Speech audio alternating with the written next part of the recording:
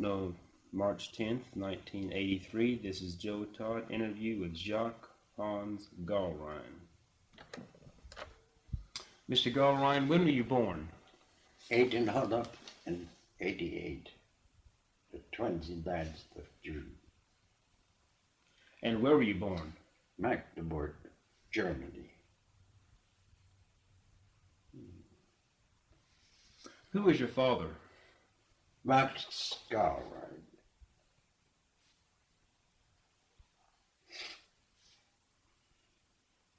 And who was your mother? Frida Rust Galrein. How do you spell her maiden name? Frida. Frida? Frida, the Frida.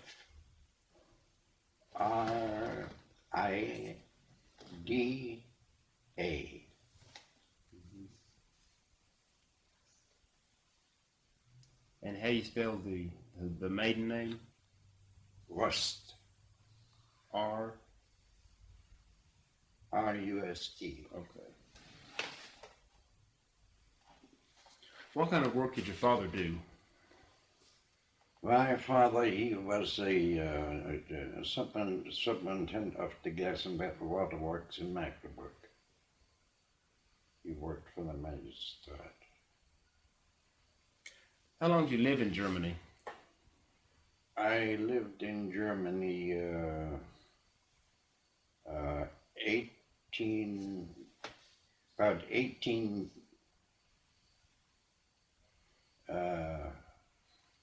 years.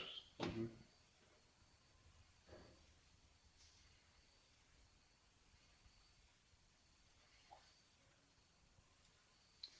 Okay. What year did you come to the United States? I came to the United States in 1988. 1980. 1911.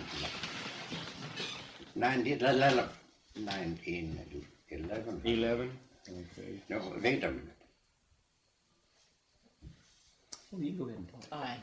You came to Oklahoma in 1911. You landed in New York City 1908.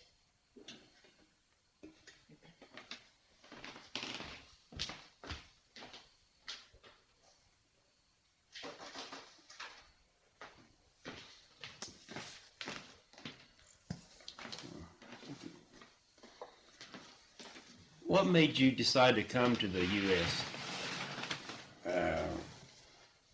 The reason I came was that America had a great attraction for me on account of the Indian stories I read, and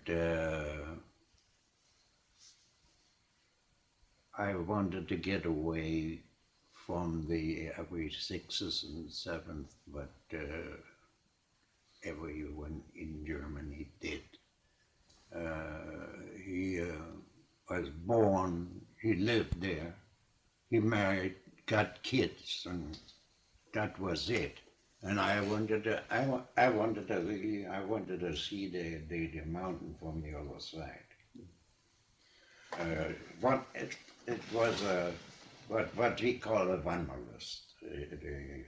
I wanted to get away. Mm-hmm. Where did you read these Indian stories? In Germany.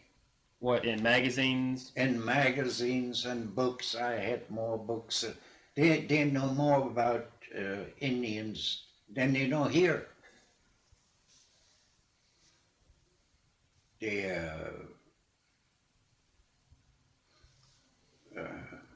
I especially can remember one book entitled Usada, the Rolling Thunder. And that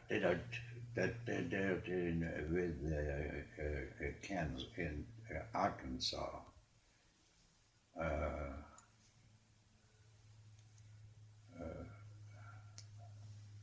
Very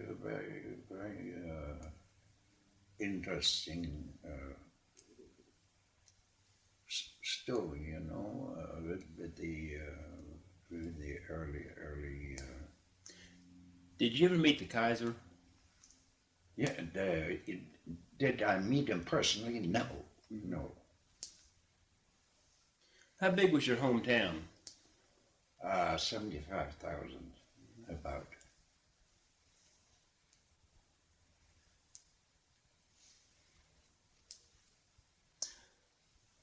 You came by boat, of course.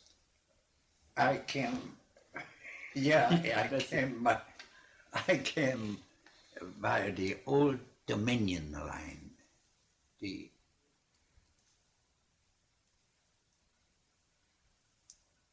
We started from New York and went to Norfolk, Virginia. From Norfolk, Virginia, we went to Cincinnati, and from Cincinnati, and that was done by train. See, from Cincinnati to St. Louis. What? Oh, excuse me. Go ahead. And from St. Louis, I went to Haleyville, Oklahoma.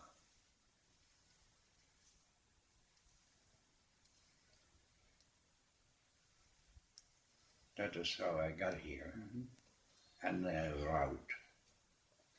What boat did you cross the Atlantic on? I crossed the Atlantic. Took as passenger, you mean? Then car. N-E-C-K.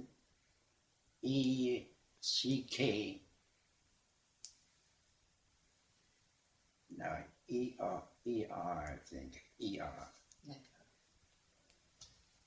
And I remember the captain's name was Herring. I can remember him because they set me on the captain's table because I was an artist. See,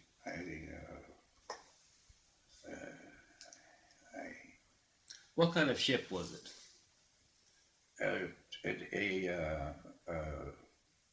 North German Lloyd. What town in Germany did you board ship? I went. Well, that is quite a story. You see, I was in Magdeburg in a school. There in the art school. Then I went Magdeburg Art School.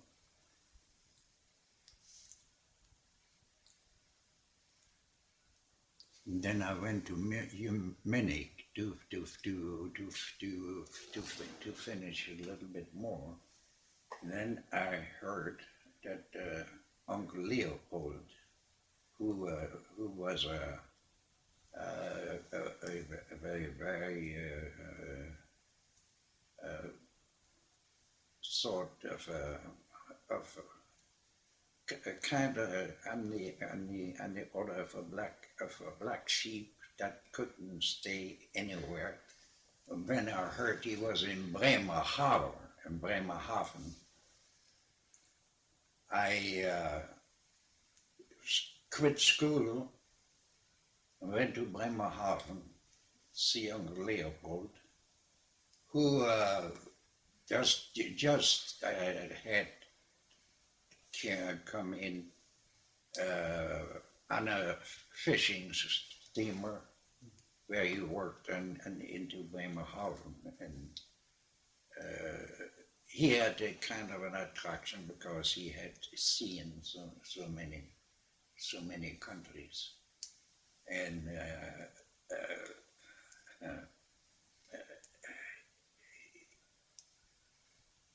I wasn't so very welcome. So when I came, because he had a gal in every port, and so I got a job in Bremerhaven, and every morning I went to the higher bureau of in Bremerhaven, where the loudspeaker said what they needed, who they needed, and one morning I heard them calling that a steward with no experience, that they needed one, and that was my chance, and I got that chance and went on that steamer. And so I went on the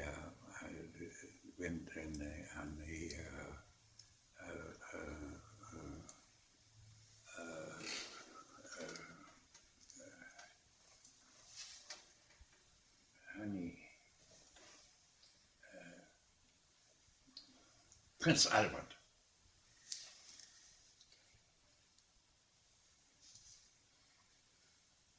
What'd you do on the Prince Albert? Steward. What I really did,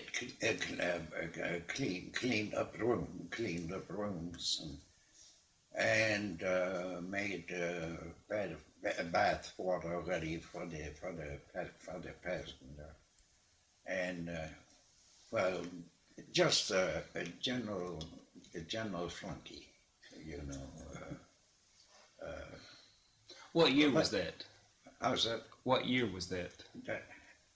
Now, honey, It must have been in 1908 because you see, you landed in New York in 1908. That was on your way over.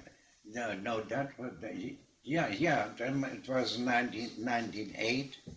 When I came back, I switched over to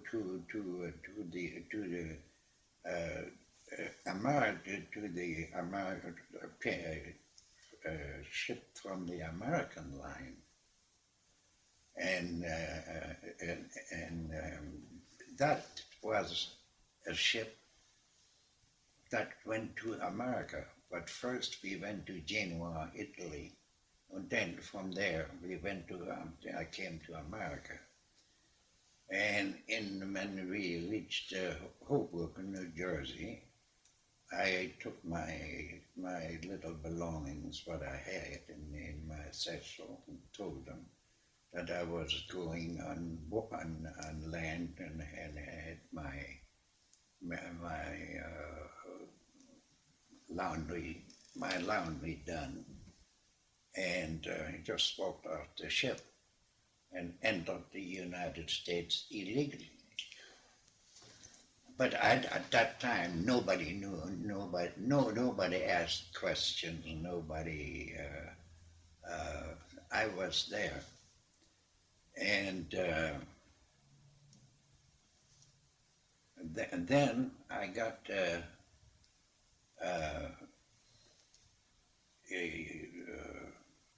job with the baker, the German baker, by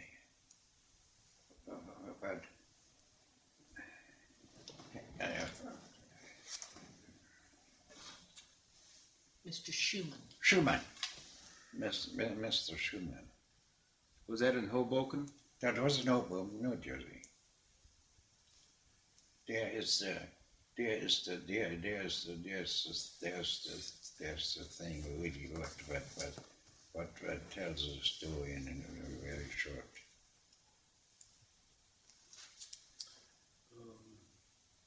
Did you go by train to Norfolk, Virginia? By ship. By ship to Norfolk.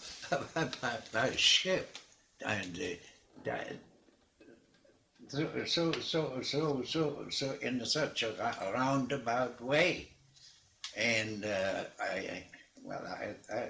thought, my gosh, we took for about 4 days. How long did it take to cross the Atlantic? The first time the first time I crossed the Atlantic, I don't know. That was several months, and to come to America, when I came as passenger, that was 9 days. It was a 9-day ship.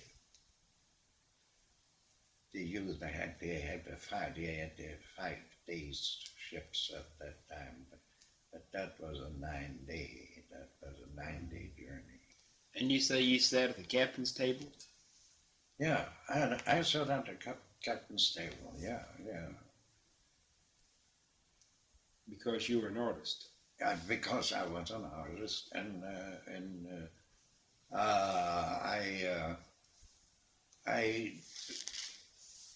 I didn't. I looked at the time. I looked pretty spiffy, you know. I dressed well, and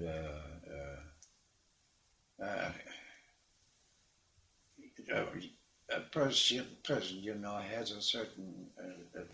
Everybody has a certain little conceit and think he is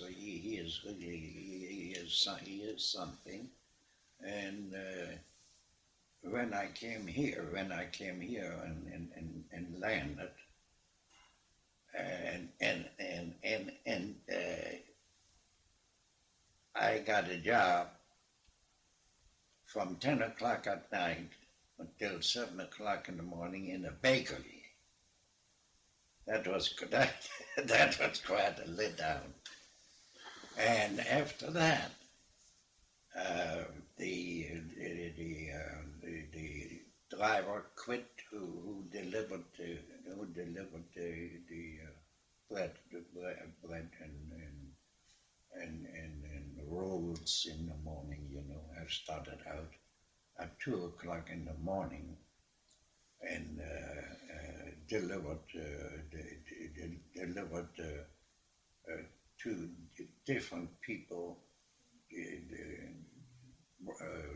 bread and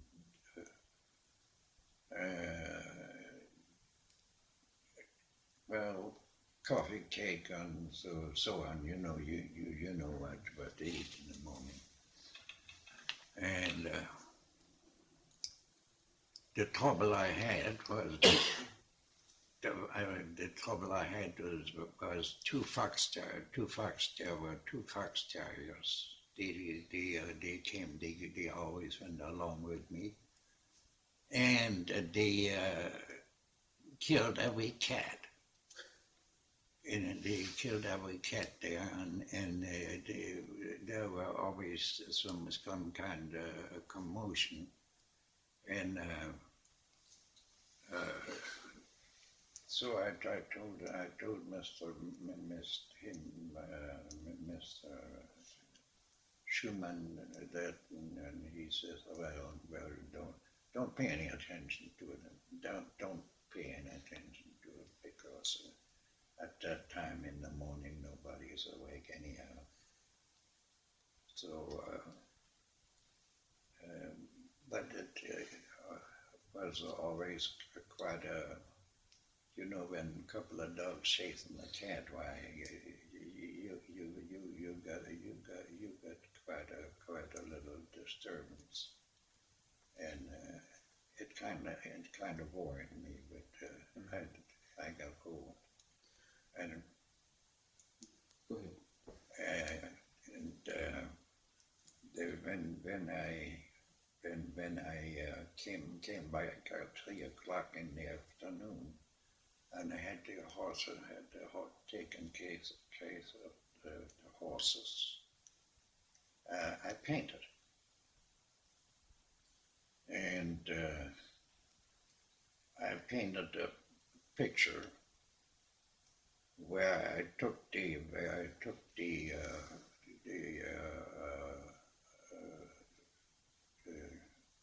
figures from the gleaners by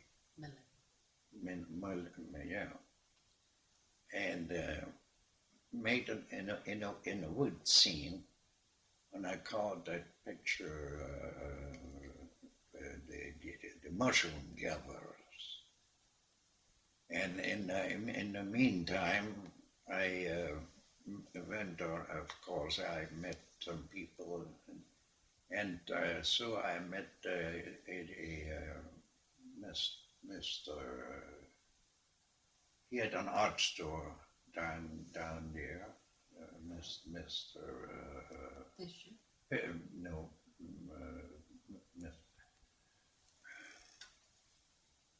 This in Hoboken? and that was in Hoboken. Mr. Well, anyway, so one morning we visited there because he had patrons. So he asked me. He says, "Do you have some? You have some? What you painted?" So I told him, I said, "Yeah, I painted and I have painted a picture." And he says, "Why don't you bring it down and let me see it?" So I brought it down to him, and he says, "Well, let's put it in the window." And so we put it in his window, and some time later, or about a week, I just used to go in there and visit with him. He says, "Listen, I got a number here for you to call up." There was a gentleman in here that says, "Well, when that young man comes in, why have him call me up?" So I called him up, and so he says, "This is Mr. Fisher," and he said, "What you doing?" So I told him, and he said, "Well, come over and see me." He didn't live very far away, so I went over, and he did all the artwork for Reinthal and Newman in New York. They were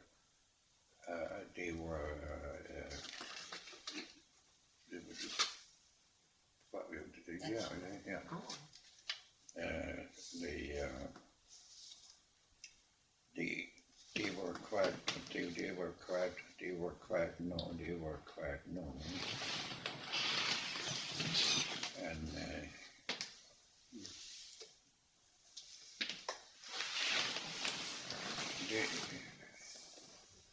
and I stayed with him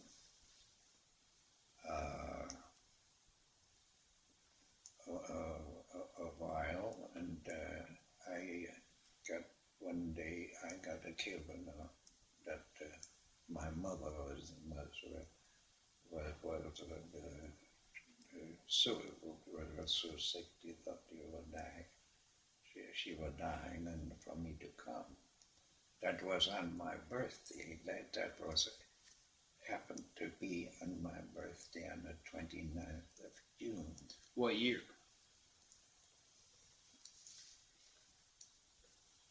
That was on the 29th of Was it 1908 or 1909? That was 1909. 1909.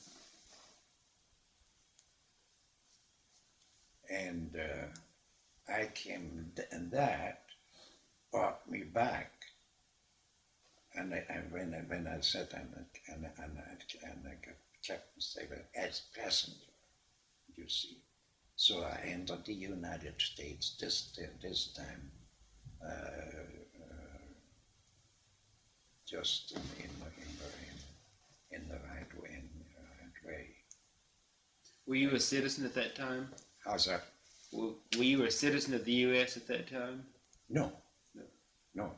You had no trouble getting off the ship then, as a Oh passenger? no! I didn't have it. We didn't get to Ellis Island. We just got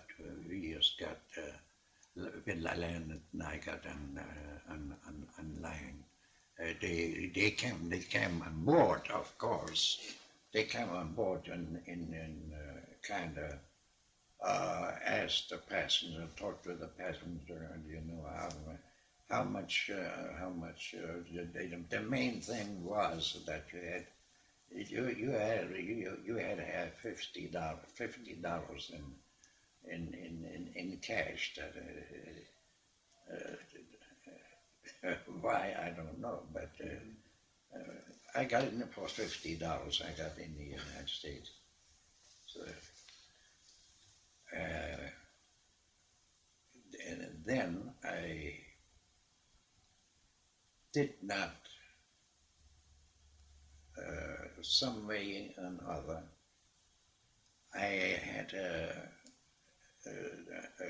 I didn't look it didn't look just right, and I didn't feel quite right. And I met Mr. Schreifvogel, Charles Schreifvogel, Yes. who was at that time a very well-known painter at that, and we became kind of befriended. So every once in a while, I visited him. He got the prize at the one picture he painted, my bunkie, and we talked, and I told him, I said, this doesn't seem to be really what I thought. Well, and he says, if you want to see the really America, he says, I would advise you to go out west. And through a friend of Mr. Fisher, who had a nephew in a teacher's agency in New York. He told me, well, he says he might can help you get out there, tell you something to get to out west. So they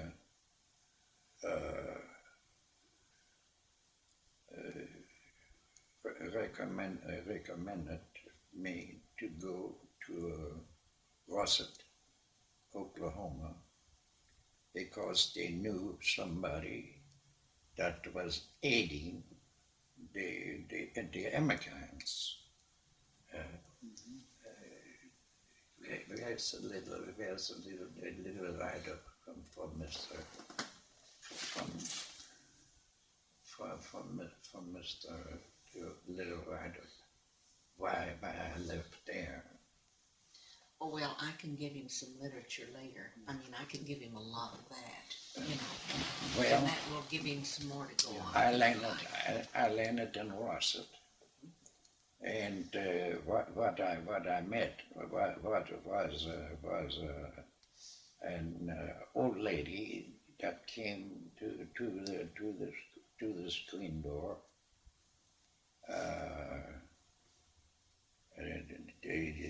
the pigs were running around, and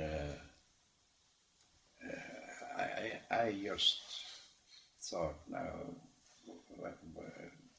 I didn't expect that. She says, well, I never sent for you. And so I turned around and went to walk off, and she says, well, she says, if you want to work, if you want to work, you can do some work. So I did some plowing there for that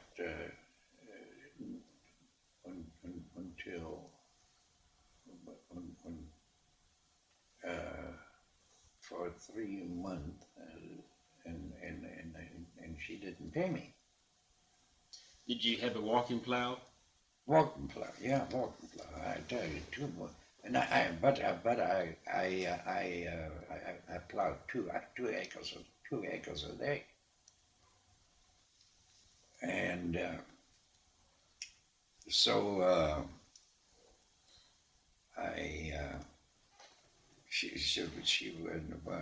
she told me to go out and get some. There was a barrel with grease, what you use for cooking, and I got in there, and there was a whole lot of what they call skippers. Skippers? Yeah, skippers. That whole barrel was put in here full of skippers. They are the cooked crowns of flies. The cooked crowns of flies. Cocoons of flies. Oh, you mean maggots? Yeah, well, it's a maggot already cased in, So I brought it into her. Oh, she says, they're your skippers, So she poured the grease off, and one day she brought in the milk, and in the milk a mouse had drowned herself, and she took that mouse by the tail and stripped it off, stripped the milk off. You haven't got any idea what kind of an outfit that was, what kind of an outfit that was, and that was just a little bit too much for me. So I took my satchel, what I had, and went to Tishomingo.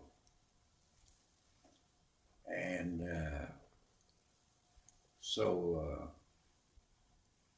in Tishomingo, I got a job in a little restaurant there by the name of Gillum. Well, it was Mr. Gillum. He was a big old man. And Was this 1911, 1912? that was 19. That was in 1911. In late 1911 to 12.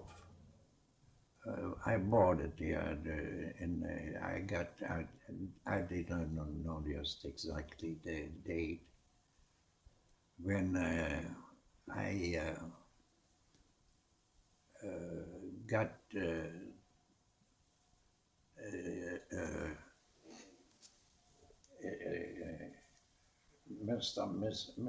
I think Mr. McCool, who was at that time the agriculturist. He told me, he said, why don't you go? I heard that you wanted they talked about some art teacher who at the college in here in Stillwater. So I had painted quite a bit there, and no before that, Mr. Johnson, the superintendent from the school, he asked me. He saw somewhat what I did. I sent some stuff off to New York to the fair. They wanted to see me, what I did. So that was 1912, and that was in New York, New York, and Mr. In 1912, in Oklahoma, you taught in the high school there. Well, in the high, I taught in the high That school. in Tishomingo? Yes, in Tishomingo, Tishomingo yeah. High School. Yeah, and that and we were talking about it, and so I didn't know why I did, but they just we talked about it, and so I sent some of my work to The state fair the state fair In New York? in Oklahoma. Oh, okay. in Oklahoma City. Yeah. You won in all mediums, Yeah. which he entered: charcoal, I had some. Oil I painting. I had a picture of Bill Murray. That's quite a fascinating story. You still have that picture? No. We don't know where it is, do we? No, I don't know where. Did you where the- enter Bill Murray in the fair?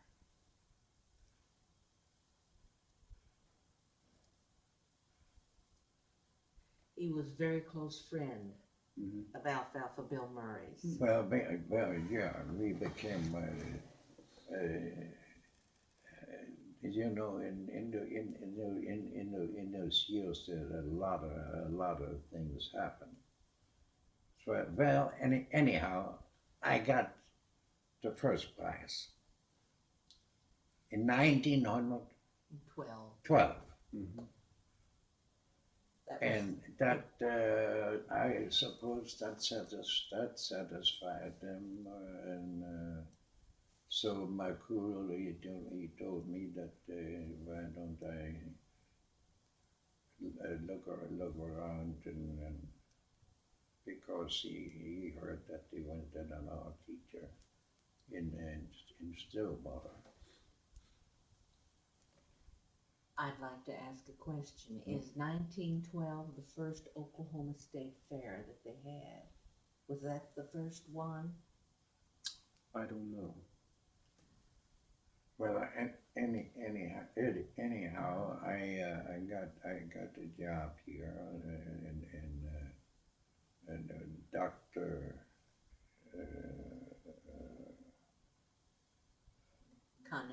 Dr. Connell Oklahoma A&M College from the O&M college.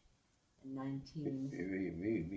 We came he liked the art department, and somehow we became kind of rather acquainted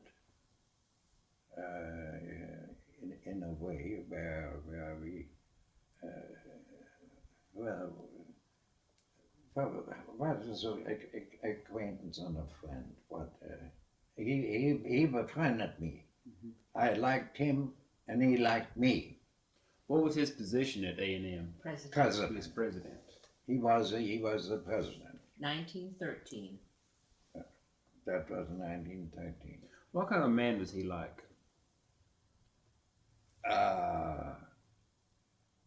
He was a kind of kind of a gentle person that wasn't overbearing. I never heard him speak harshly to any of the professors or anything like that. And you got acquainted more all the time when we went to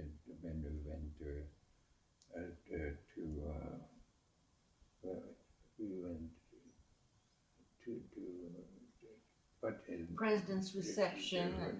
President's reception. And then we went to the camp, what we would call go to church, you know. Chapel. To the chapel, to the chapel. And Where was the chapel? how's that? Where was the chapel?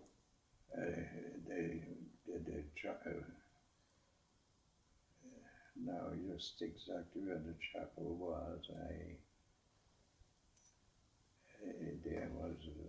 there was several buildings, you know.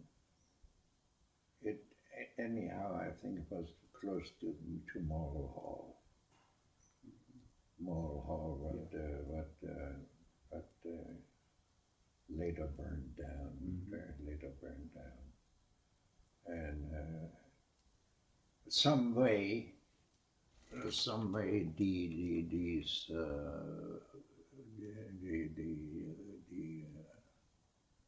what do you call them on the school board and the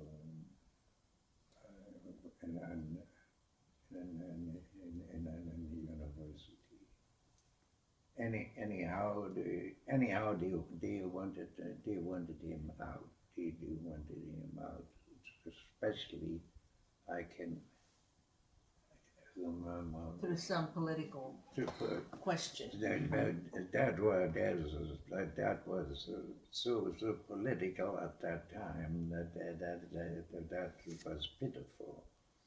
Well, I took the part of Dr. Cornell, and as a greenhorn, knowing nothing about politics, I opened my mouth a little bit too wide, and I told them. I told them what I thought, and so when they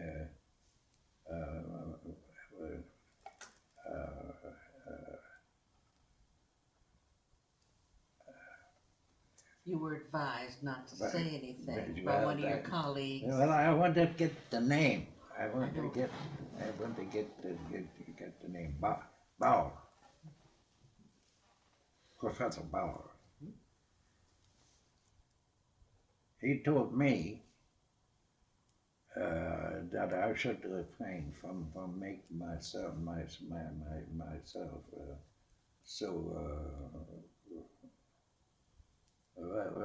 keep my mouth shut. So I thought about it, and I said that, but that was in 14. So I told them if I have to conduct myself like that, and keep my mouth shut, and to take his job and stick it. So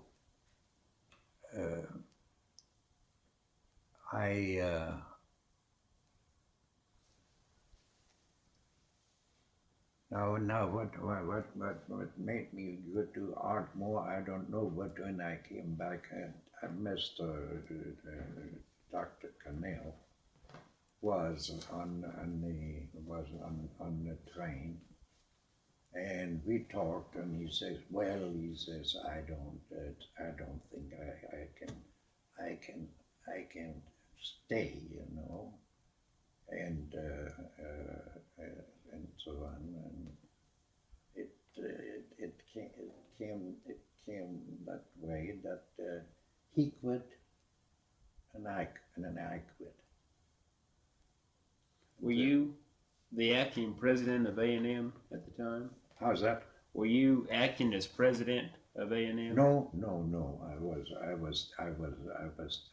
teaching, and I was teaching a class. But We have a list of the people that were there, as he remembered at one time. And this is very bad because I've just written it down. Helen Hahn headed up the department, and he worked with her in the art department. And he lived in a boarding house on Duck Street with 3 professors. And Professor Bauer is the one you were talking about. Bowers, yeah. He was professor of psychology. Andy White was the agriculturist. Yeah. And Professor Gunderson Hall. was headed up the math department. Professor Ritter in the zoology, and Dr. Lewis was dean of academic affairs. Yeah, he was our dean. And then Professor Watson in the music department. And the head of the sub-freshman division was Professor Maroney. Maroney. And Professor Ewing was department head of the military. What's a sub-freshman department? That step between high school and your first year of college, which was very useful at that particular area. More like our junior college, a prep. Prep school. Mm-hmm. Okay.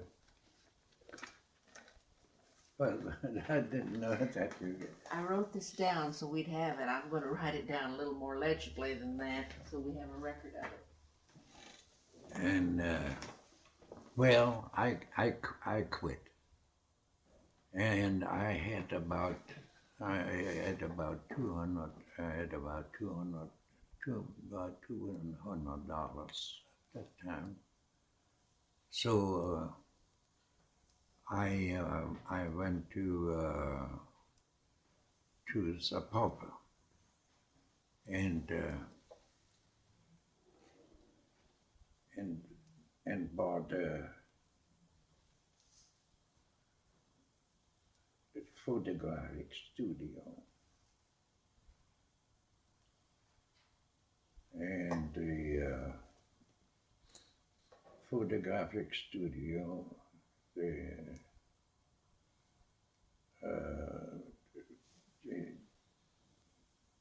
lots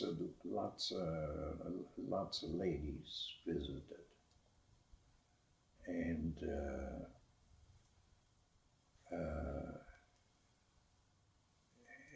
I couldn't collect from them, and I went through at that time we had some plates, some glass, photographic plates.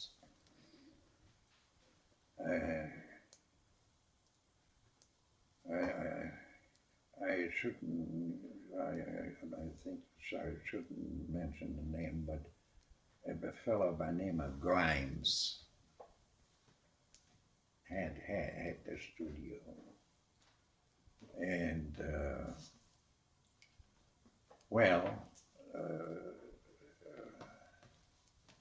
he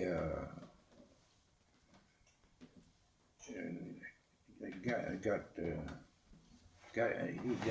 pay. He got to pay for his work, mostly through other means. You know, he must have liked the ladies very much. You know.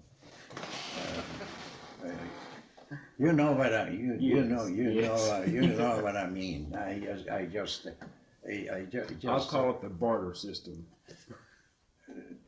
okay, yeah.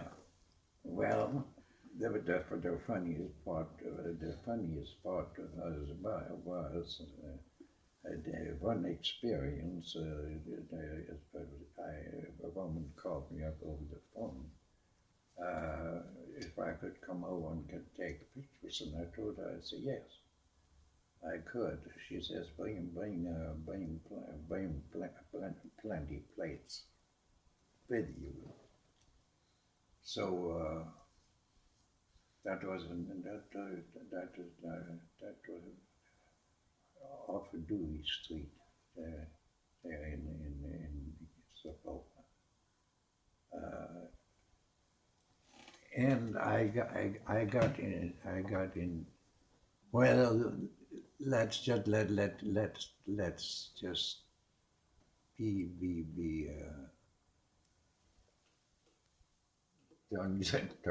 turn your head. Shall I plug mine? Well, it was a house of prostitution. What she went and she had to take all the girls, and all the girls went to have their picture taken, and then it made business better. So I went over there and I took a slew of pictures. I don't know. And everyone ordered a bunch of postcard size pictures. Some in the nude and some not in the nude, a little bit. But anyhow,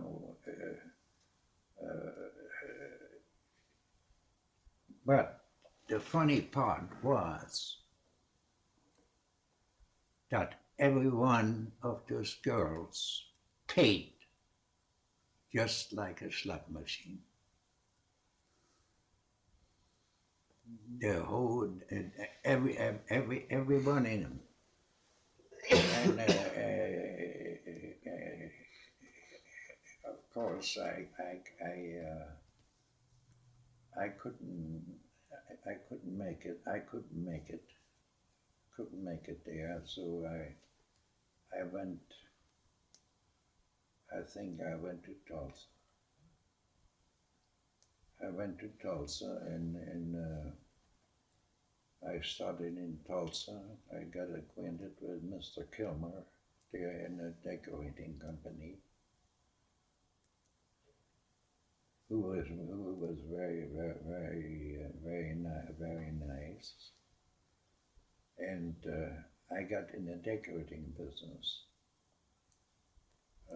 decorating ceilings with freezers, and then those Tiffany walls, what we call Tiffany blended, were all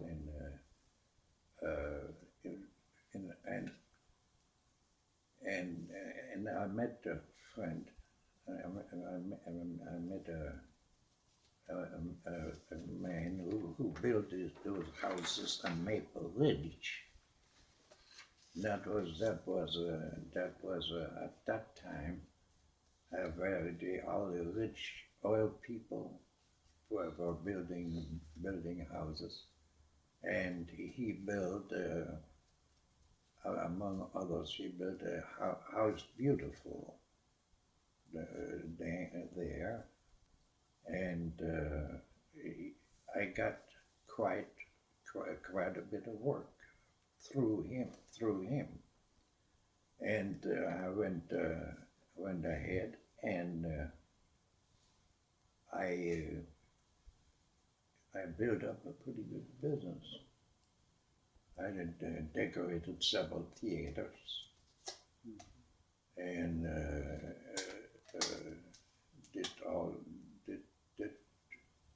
did businesses and restaurants, and so on, and Now comes the peculiar part. At that time, of course, I was classed as enemy alien. Was that during the war? That was during the war. But the exemption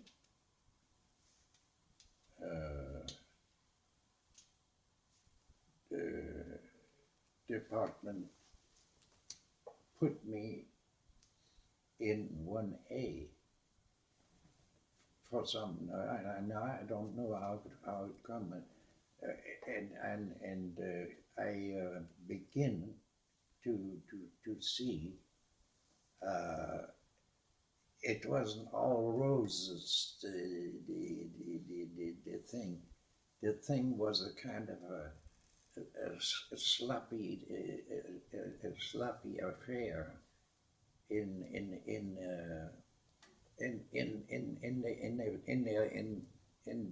business, and that never could have happened in Germany. Well, they sent me to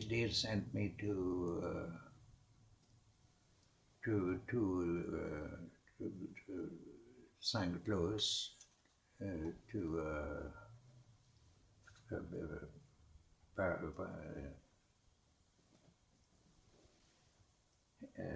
help me out. They sent you to St. Louis. You went to the Jefferson Barracks. Jefferson Barracks. Mhm. I went to the Jefferson Barracks. That's right.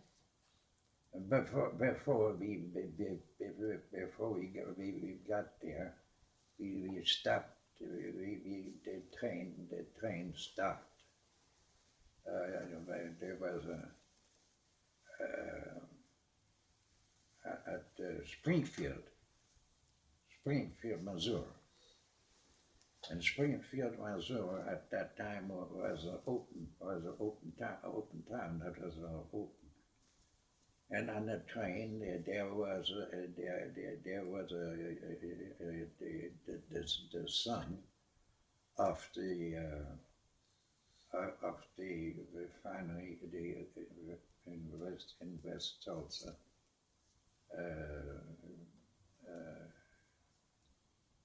If I had that book, that little book, what all those articles are in there, I could find myself better. Which book are you thinking about, Jack? What your mother put together. Oh, those articles. Those articles. Will it assist if I give you those after this interview? Yeah. Yeah, Okay. you get Yeah. more. You said you met the son of a man from Tulsa? From the son of Constantine refinery in West Tulsa, the son. Mm-hmm. And you met him in Springfield? And no, I know he came from Tulsa too, on the train. He was drafted too. Well, we stopped at Springfield, and all the boys in the car got out. There was about a saloon on the corner,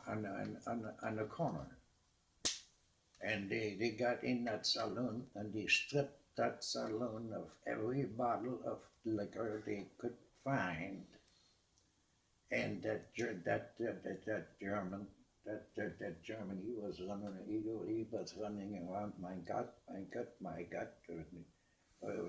what they were doing to me, and after a while, Constantine, he stood in the door. He says, "What's the damage?" And I don't know how much $100 he paid. He had plenty of money. So he paid him off. I came to St. Louis, from there we got to St. Louis for breakfast, and I don't know of anything. I can't remember of anything except I can dimly remember that somebody says, "Well, take up the take up the muffins." In order the muffins weren't eaten up, take up the muffins. So we came to Jefferson Barracks. That was my first time I was drunk. And we were so polluted that it was really pitiful. So some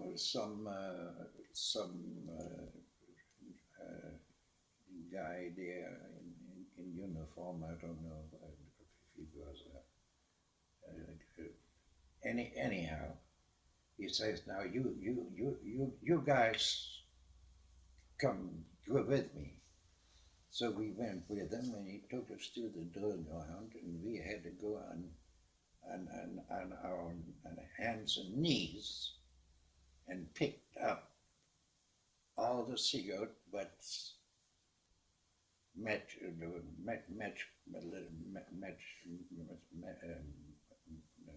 folders, and everything. So I was going right along and picking them up. So I had both my hands full. So I asked that guy, he went right along with us, that we cleaned that parade ground, or drill ground clean. So I asked him, and he told me, I told him, I'd say, what must I do with it? And he says, "Well, I don't care." He says, "Eat it."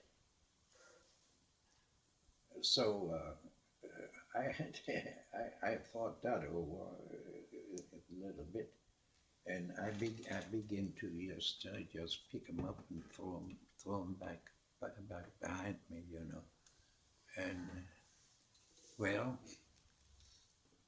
that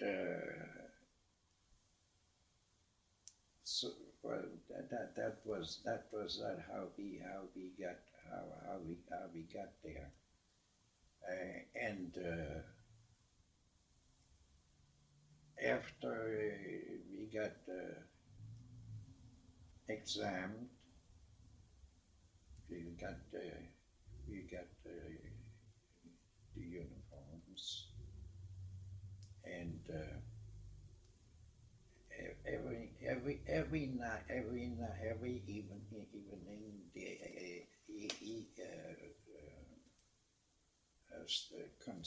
Constantine, he had rented a suite of rooms in a hotel in St. Louis, and we got out there. Out of they had those long barracks where we had to sleep, but there wasn't hardly anybody in after a certain hour, and we all got to St. Louis, and they were gambling and drinking and had girls up there. It was rather to me a kind of a new experience. Oklahoma was particular at that time.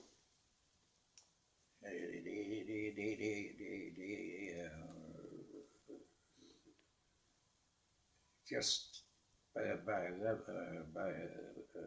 reveille in the morning, we were back in our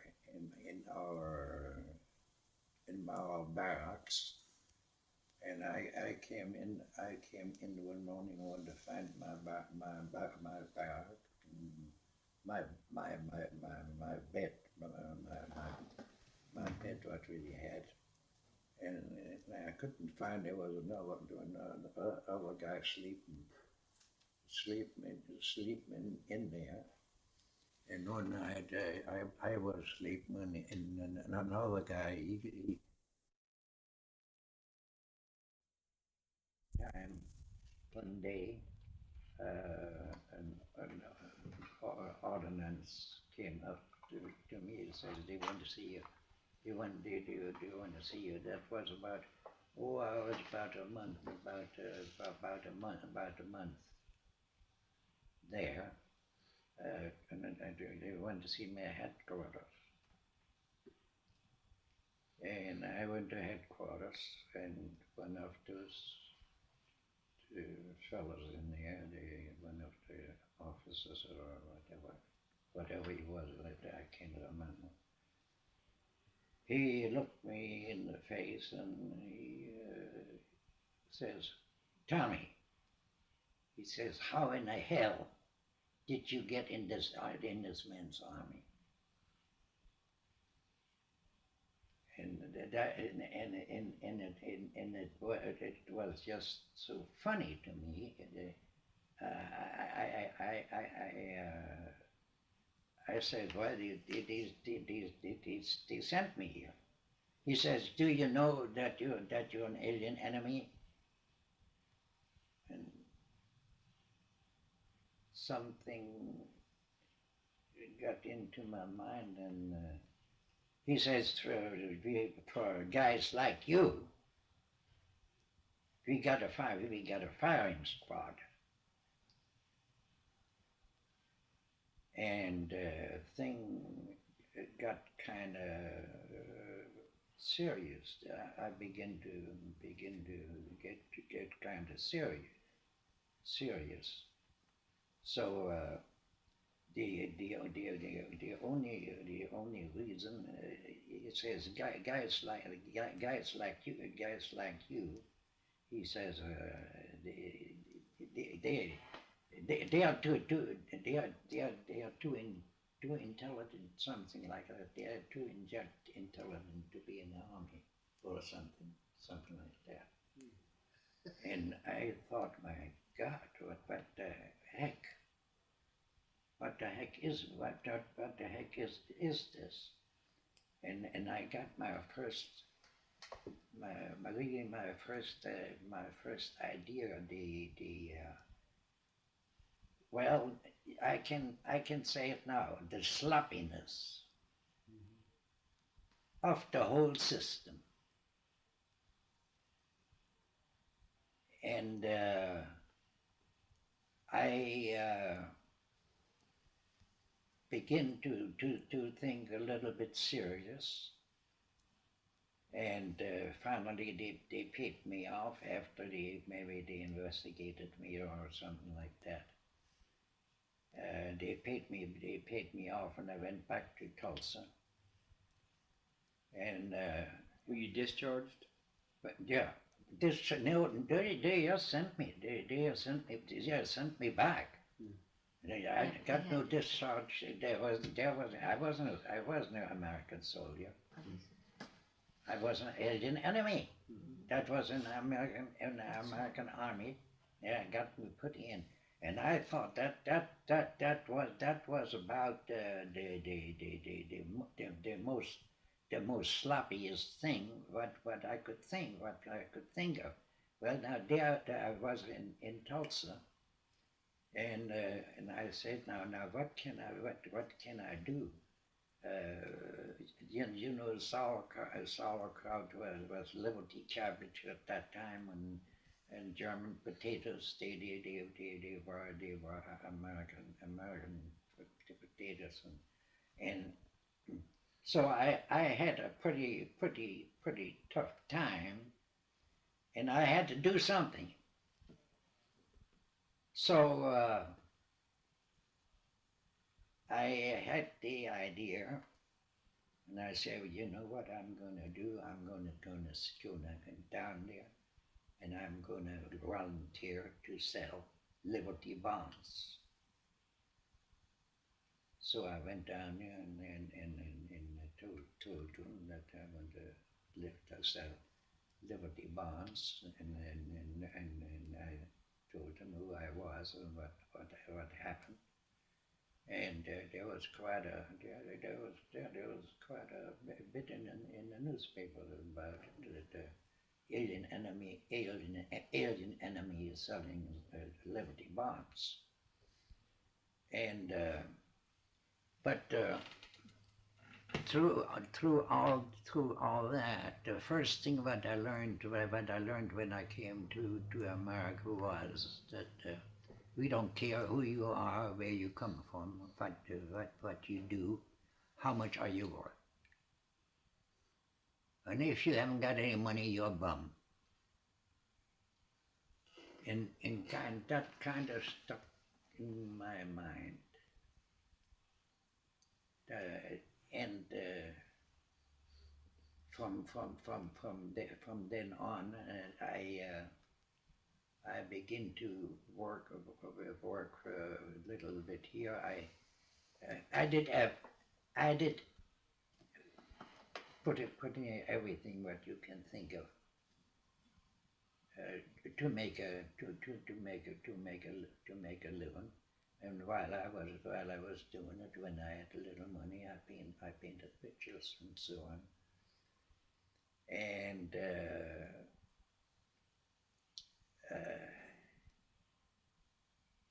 well, I came.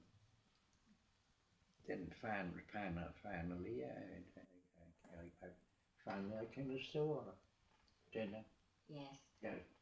I think one of the most interesting things that you could tell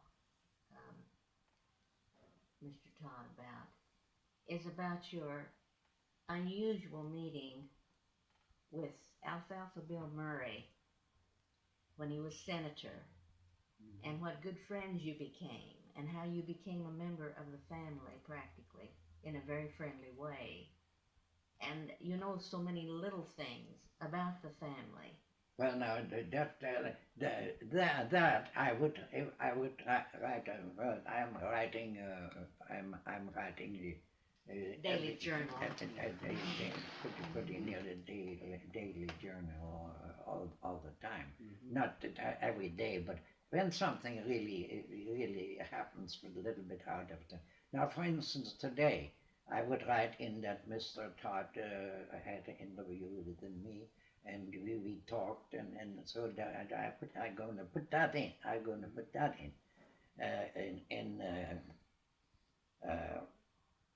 Well, then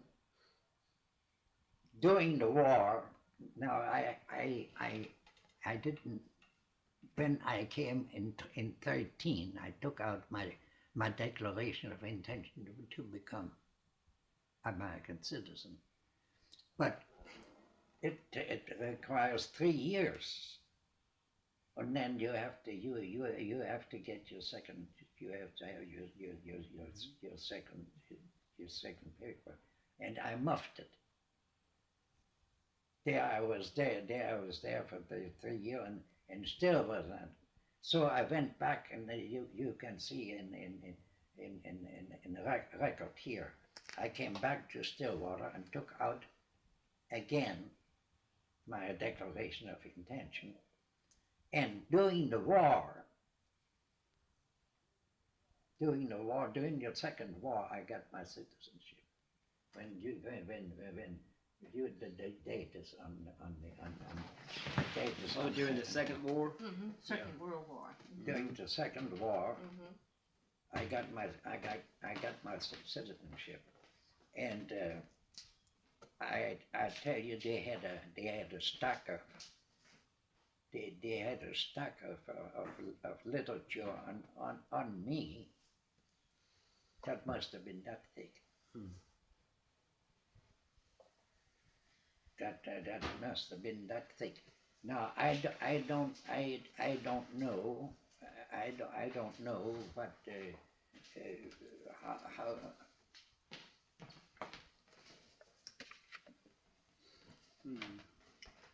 uh,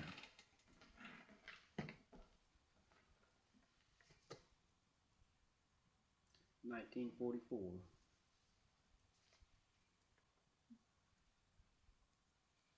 Mm-hmm. well, if now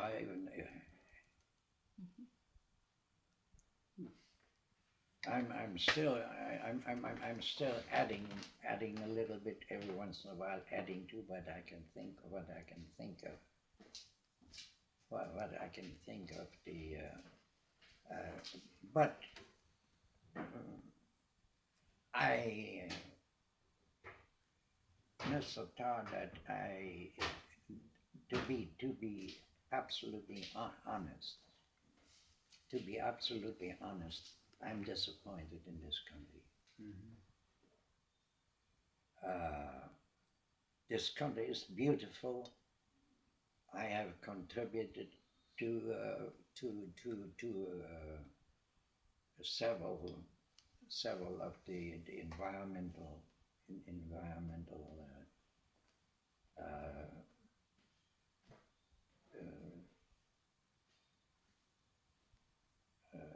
societies, and I got to be a life membership of the wildlife. I love this country. I love this country because it is what is left.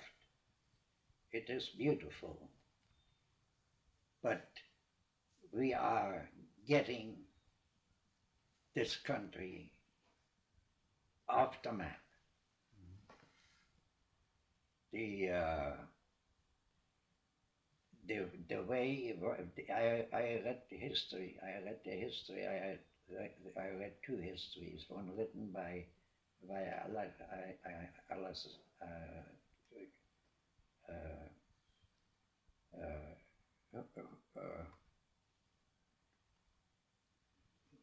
American history, and then one written by Honey who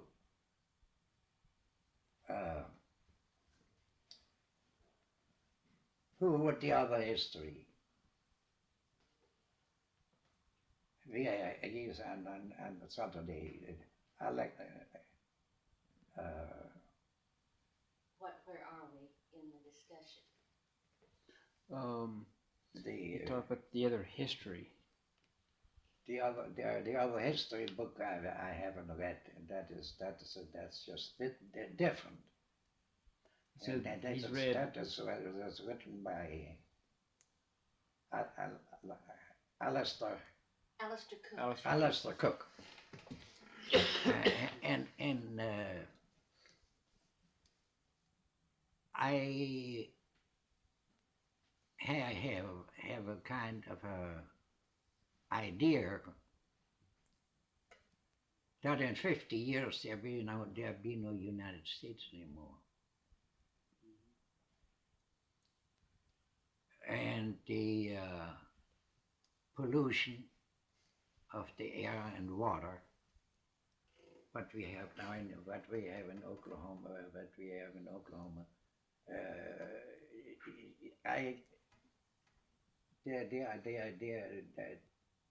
these are things I get and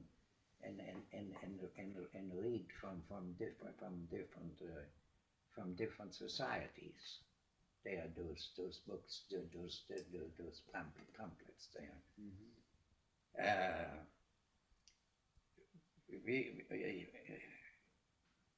So I made quite a little study of this whole thing. What in the predicament we are, how it came, and I have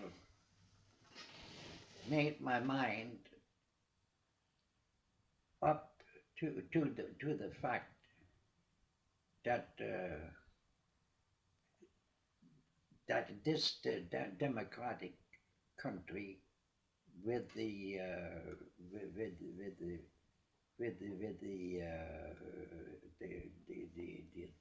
the system, the system of our handling of government money. It's not a democracy. It is so opposed our ideas with our court system, our laws, and our and the lawyers uh, to begin with. Lucille, read those last. Read those that last what I wrote there. Read that last. Read that part there. If you can read my stretching. I am not understand. I'm not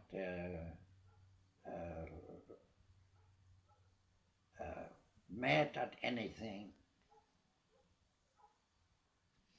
Where is the last one that you read before this? Well, oh, before this, honey. Let's see that in there. It sounds something. That's not it. It's at page 133. Let's see. Could it be inside? No. I put it here. Well, that's.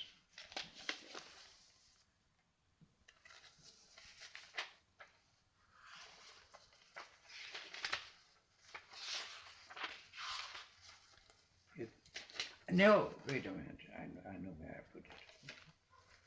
I put it in here.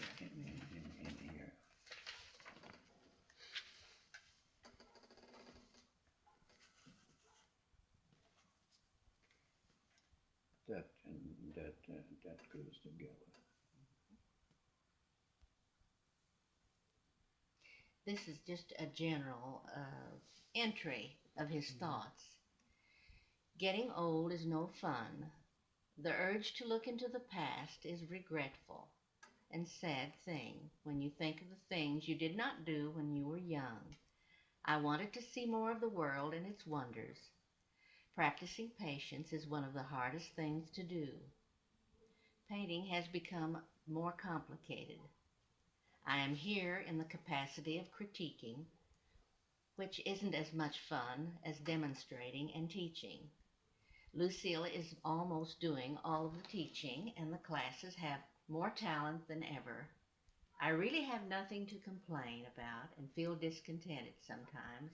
Gets the best of me. And at times I get restless. Read Jimmy Carter's book and wonder why a person wants to be president. I see the world like 100 million flies stuck to a big sheet of political fly paper, and they cannot extricate themselves. They buzz for a while, and then they die.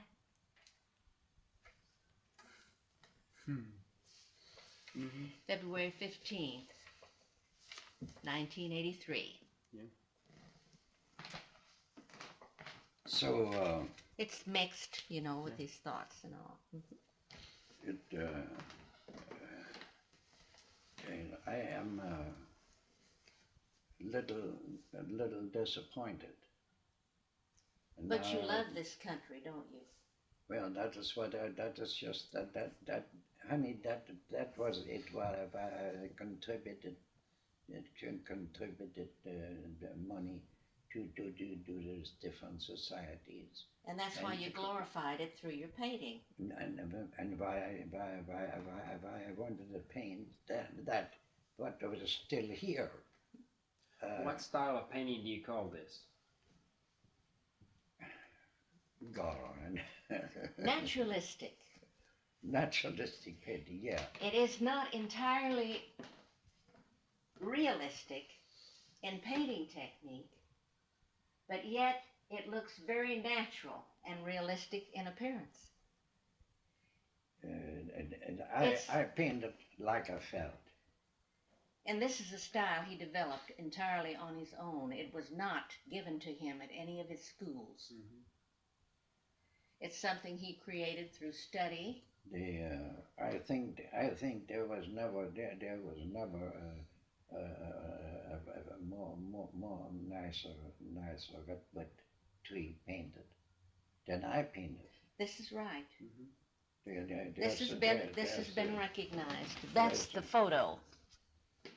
And then we had, through permission of the state, or we consulted with them, it was possible for us to use it during the celebration of the Oklahoma Diamond Jubilee. The beautiful painting.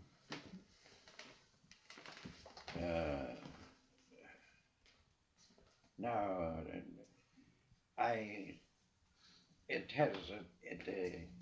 since the last 16, 20 years, it has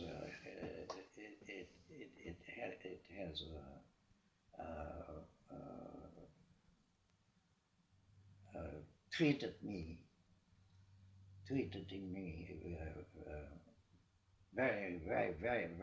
very nicely. So I have met people. They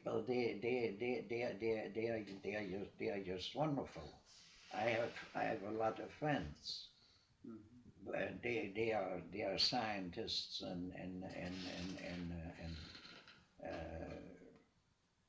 and Bob was a little bit in politics, wasn't he? Dr. Garner is the... Dr. Garner. He is the gentleman. He's also an instructor at East Central State University. Mm-hmm. And I met a lot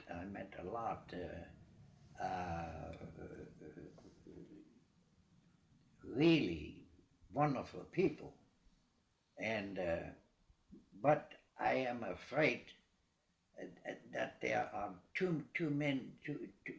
we have too many crooks. Now I listen. Now what I do, I listen to the advertisements on television, and I can kind of detect what is truthful and what is not. They all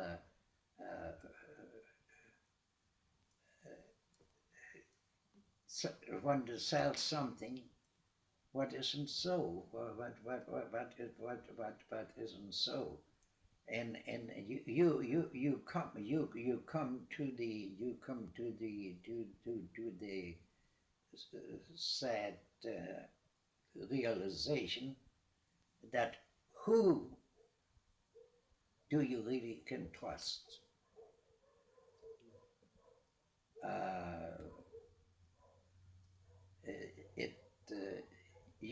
One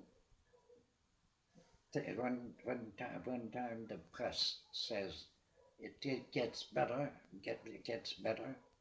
and then like yesterday I heard a man talking about our topsoil disappearing,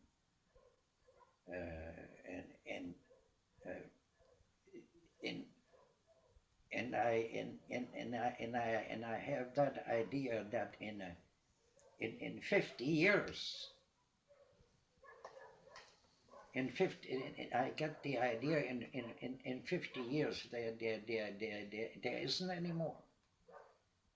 There isn't any more. If they keep that up, and I don't know if you a Democrat or a Republican, I don't know, but I don't trust our president. Period. And I would tell that right straight to his face. He in when you hear these things, I only listen to the news, not to the radio. It is so messed up and complicated, and there isn't a man in the world today what can get us out of this predicament. It will. I tell you, we will make a great effort of reviving our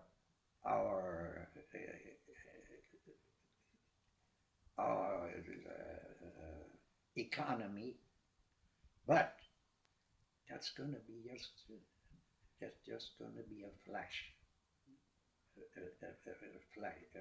flash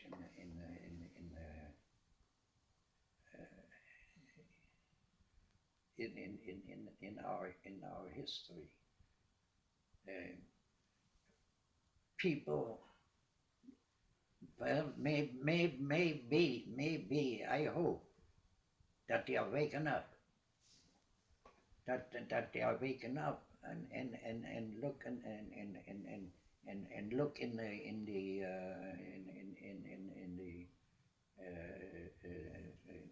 United States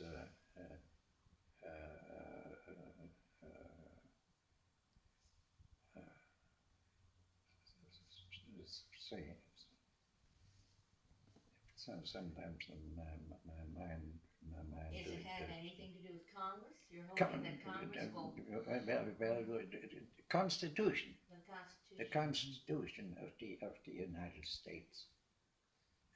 Do the people realize?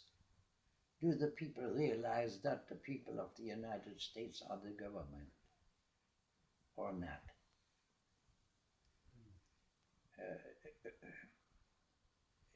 Just like one man the other day, he really spoke out what he really thought. If every person in the United States would sit down and would write a letter to the President of the United States and would say, we the people of the United States are the government and we demand certain things. It might,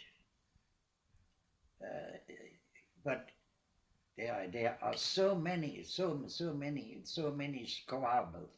between things they are not worth. We think of a ball player more than I think the English people think of their queen.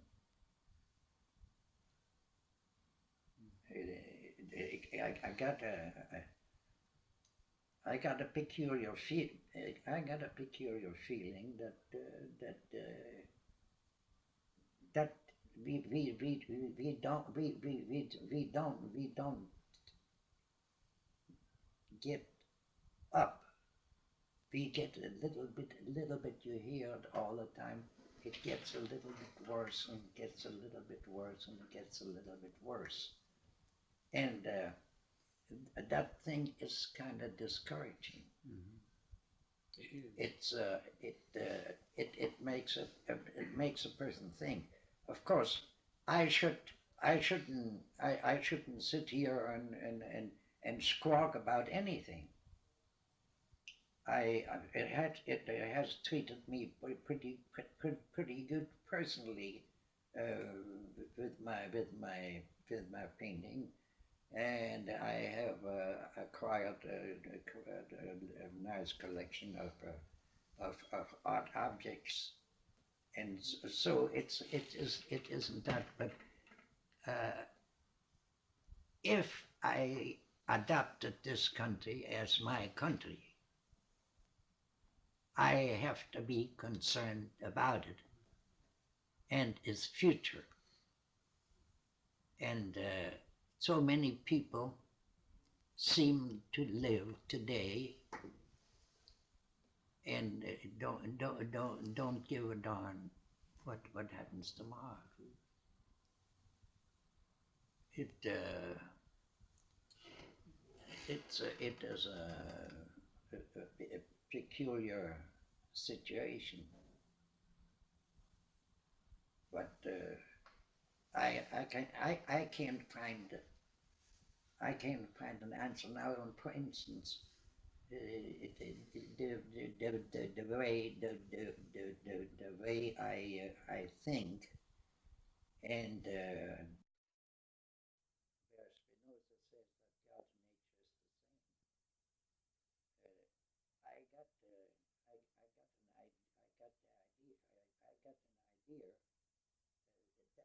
got I got the idea I got an idea that I can hold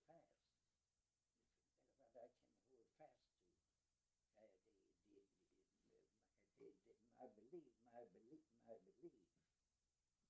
My belief. Now, I got the thing with Lucille. I discussed.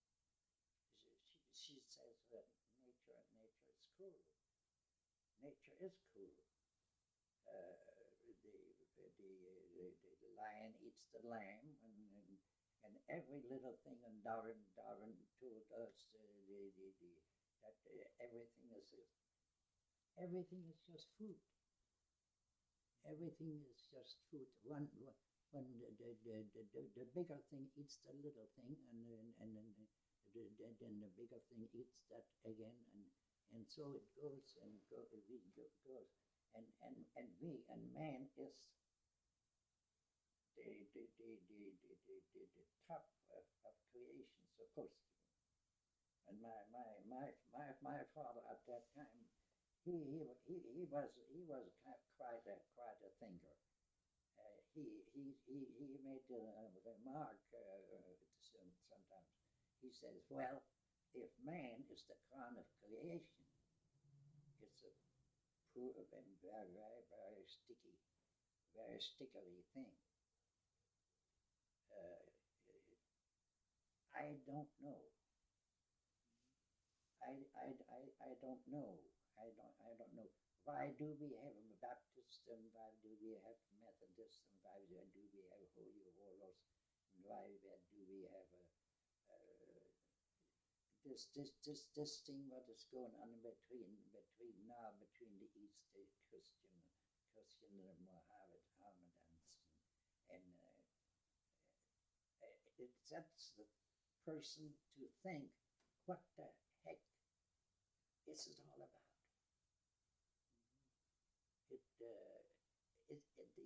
The thing don't make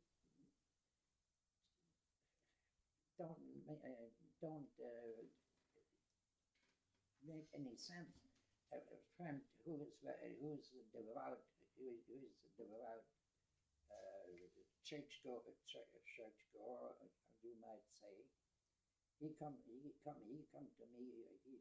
visit me every week.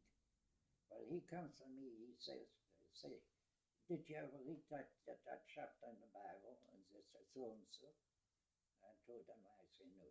He says, you know that God taught to Joshua to go down and kill all the people, men, women, and children.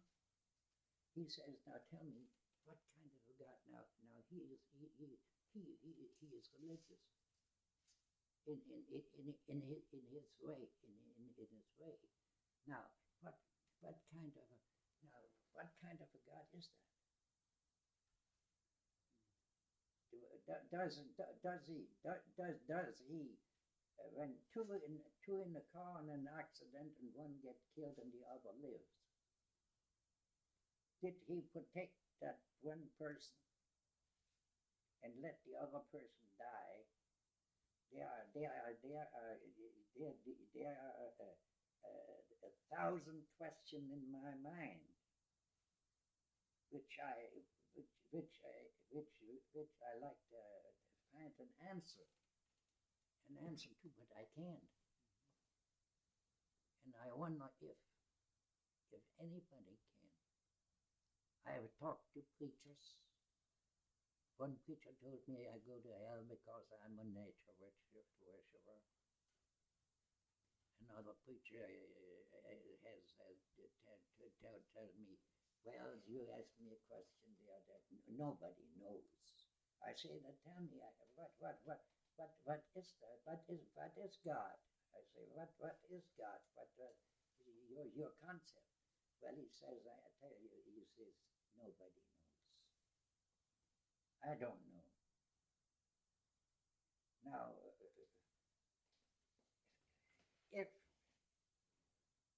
if I read a book and in its writing and he has a jargon, what I cannot understand, what I cannot conceive, how do I find out? How do I find out anything? So therefore, I painted that what I saw, and I appreciate that. And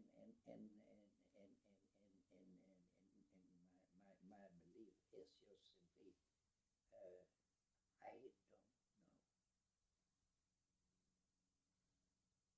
I don't know. I don't know if Mr. Darwin was right.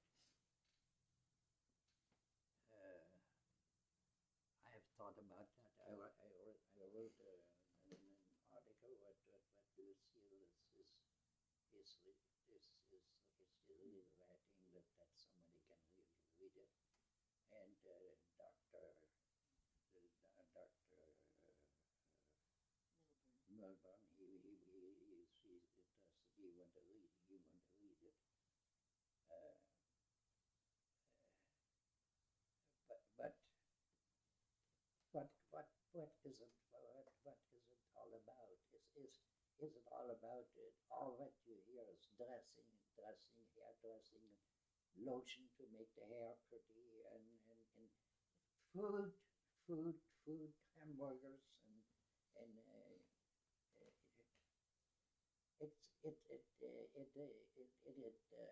it's so prosaic that. May I Yeah, you're sure. mention something? Jacques is also a poet. He writes nature poems and love poems, and they are a collection of over many years from the time he was a young man up until just recently. He's written poems. They have been edited, and we intend to publish at a future date. And it's been said that his poetry reflects his painting. It's very colorful, and he writes like he paints, and he paints like he writes, and it's very lovely poetry. He has had Royalty of the Woods one published in an ecology magazine, Ecosystems. Well, after the Song of Death. And the Song of Death was published locally in the paper, but he is collecting them and getting them together and cataloged for publishing for future. Lucille seemed to seem to understand my way of thinking better than anybody else. Than anybody else. We are together. We have been together for 16 years, and we are sitting and sometimes discussing those things. And although we don't jive all the time in our ideas, but the fundamental thing is she's beginning to ask the same question. She says, "I don't like that lime. To eat that lime. I don't like the she hasn't got the idea of the scientist yet who said this is necessary, that some things have to be eliminated. Survival of the fittest. It's a survival of the fittest, and she don't like that cruelty. She thinks that the world is cruel. It is cruel. My sympathy is with the lamb. That's right. It's cruel. I see the thing more from the viewpoint of the scientist, what tells me that if all the fish eggs hatch of a salmon, there would be nothing else a world full of salmon. And there has to be a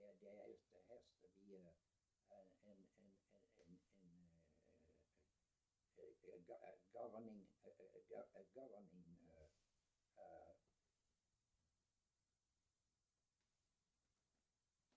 thing in this world to keep everything in balance.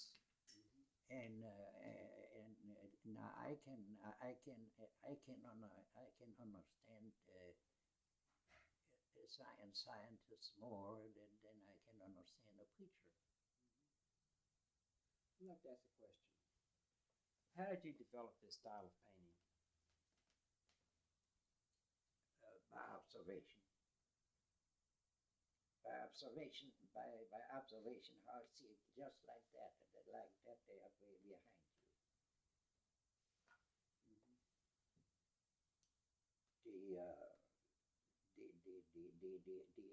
The image. There are certain times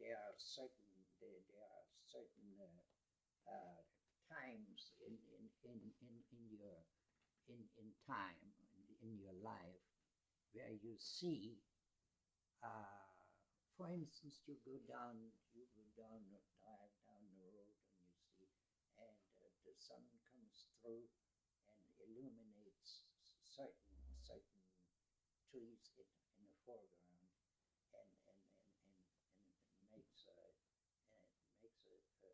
beautiful contrast in nature. Well, that particular thing sticks in your mind. There are certain moments in my life I haven't forgotten. I still can remember, and I had that picture that I painted that I sketched and then carried around for 15 years. Mm-hmm.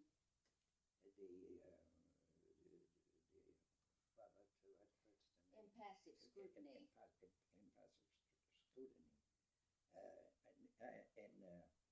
That was in my mind, and I had it down. And one day I just said to myself, "Darn it, I paint that darn thing." So I painted it, and it says in there just with the way I think. When I see a beautiful thing, I I can't help myself. A good example of that is the two Dr. Zhivago paintings. He attended the movie, and his impressions are recorded in these two pictures. This was the first one. That's Zhivago 1, and this other is Zhivago 2. That depicts the story a little more closely, and this depicts the mood. Perhaps he'd like to look around and see some of your works. Oh, I don't know how much Mr. Todd has time. I have all the time in the world. Good, good. Listen, show him my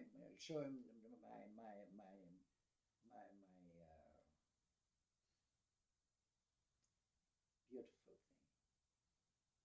The little box. Oh, yes. I'll show him your collection, but I think he likes to look at your paintings. That's what he's interested in. We'll show him that too, if you're proud of it. But now this is my husband's favorite. That's the Tetons.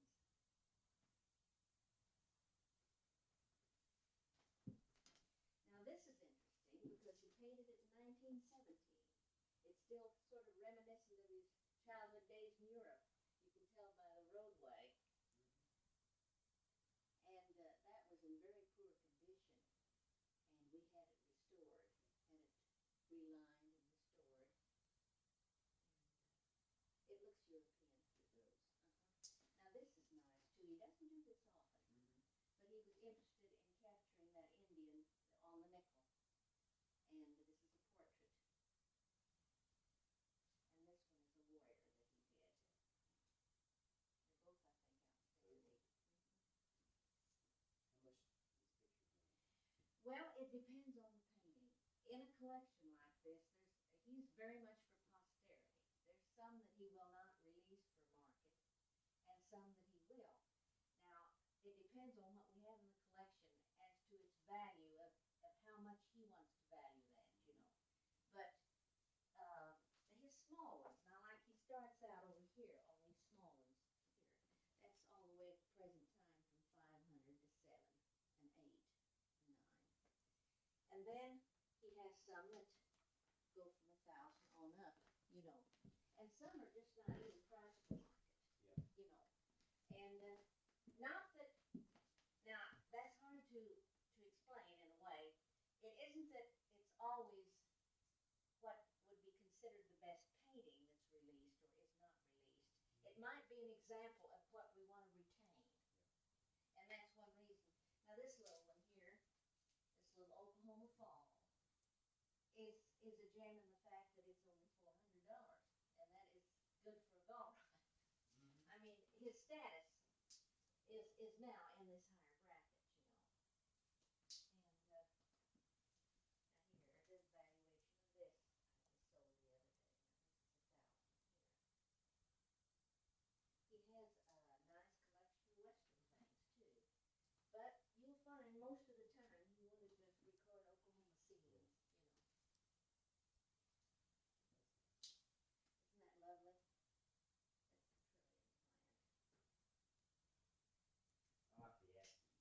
Oh, everyone does. That is a favorite. And here's the aspen tree trunks too. Are these two for sale? No, they're not. But if you are interested, I can take you through on a lot of these pictures. And I like that. all right. There are certain areas, you know, if you know what you want to invest, I can show you, and then we can go over the line too. Are you interested in a small one or a large one? What's the name of this one? How's that? What's the name of this painting? Yeah, what's the plate? Oh, The plate. Desert Gold. Did you paint this one live? How's that? Stamped out on the desert and painted that one. Yeah.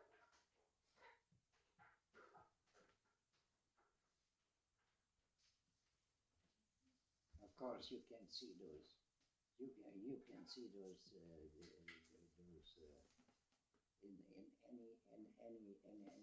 kind of color. Now that's Oklahoma. Yes. How much is that? That's 15.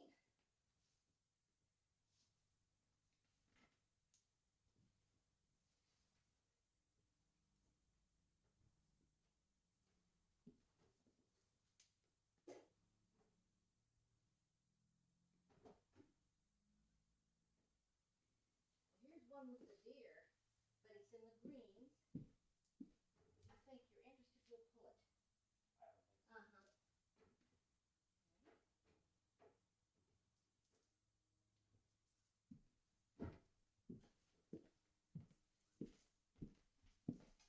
I have one question I'd like to ask. If you could describe what kind of man Charles Strayvogel was like. Ooh, Charles Strayvogel? Chicago. Yeah. What was he like? He was a man that was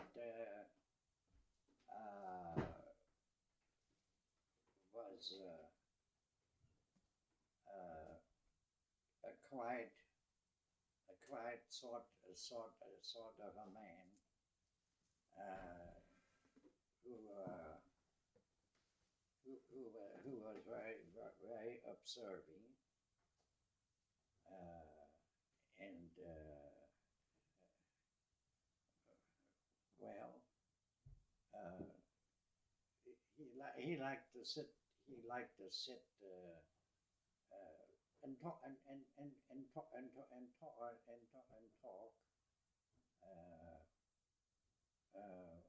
about not only about painting, but about other things. He had an interest in a lot of things. He was a man that says, well, young man, if you want to see beautiful, if you want to see something beautiful, go out west. That was his idea, and there wasn't anything extraordinary about him. He like I said, he was very observing. He looked at things. He didn't miss anything. You know, some people they look and don't see anything. Right. But he looked and he saw something, and he was a rather friendly person, and so I went up there every once in a while, and we talked. He knew I was painting. He was painting, and he had made it. He had first prize on his my bunkie. You have seen that picture. And he painted the time of the war fighters, Theodore Roosevelt, at that time, and his Indian pictures are different than Frederick Remington. That was a different period, and he had the state studio, and he had different Indian garbs and war bonnets and all that around. He was a personal, very personal personality.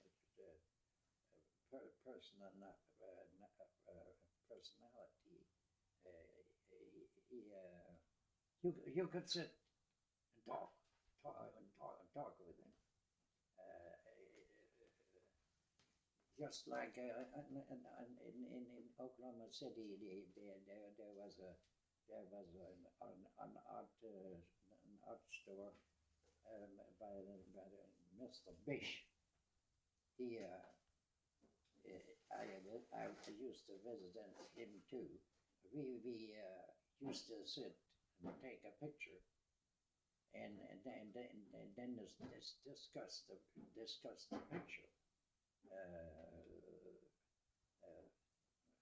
for instance, he would say, look at how nicely, cleverly he done it, and separated the herd of buffaloes, you know, and so he was.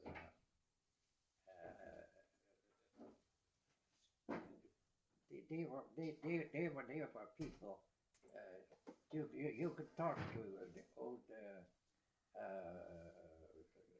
Colonel Landers, who painted buffaloes and was with the 101 range. Excuse me. Here's the sandstones that are very prevalent in Oklahoma. Yeah.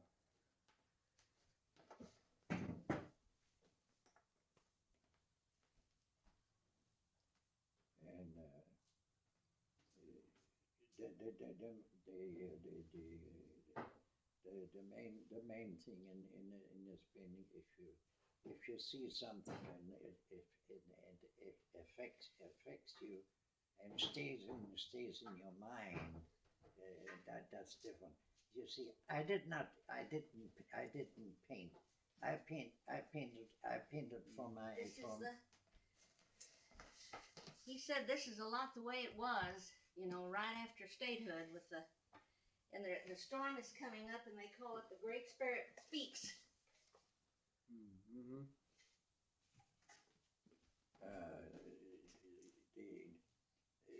You know, there are people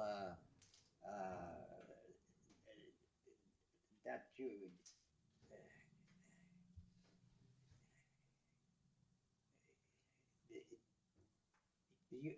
you like a person, you like to be with them, or you don't like them, and you don't like to be with them. And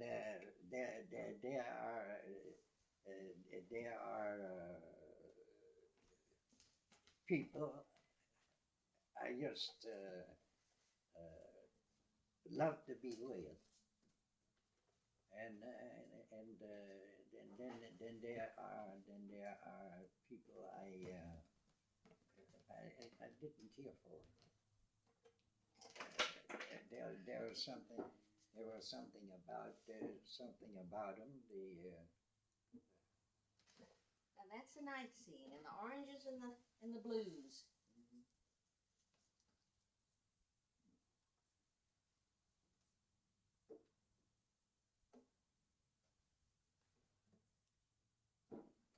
And that's in the swamps.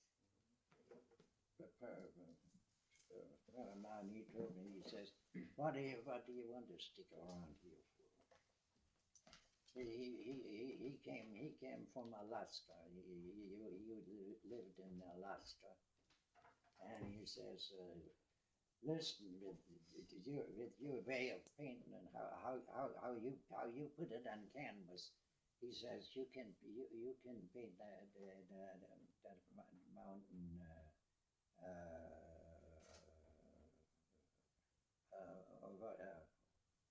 What's that mountain, honey? The main mountain, everybody.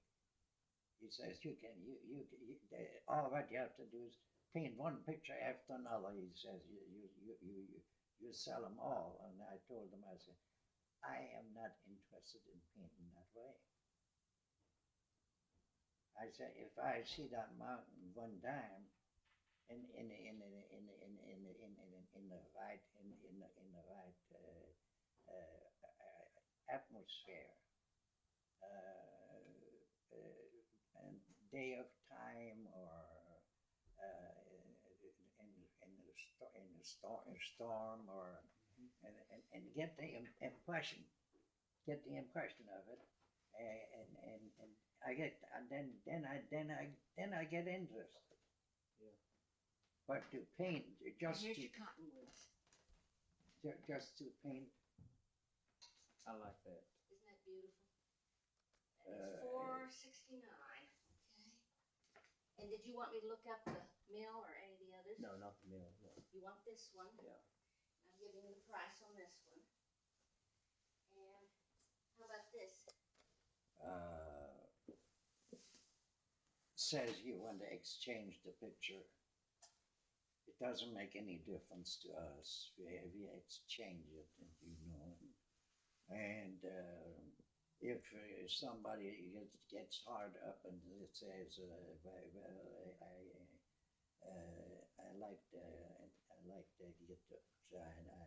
I tell them, well, I give you your money back. The way you paid me. If you pay that out and so again, in fact, I just didn't pay it for money. I paid it because I had to.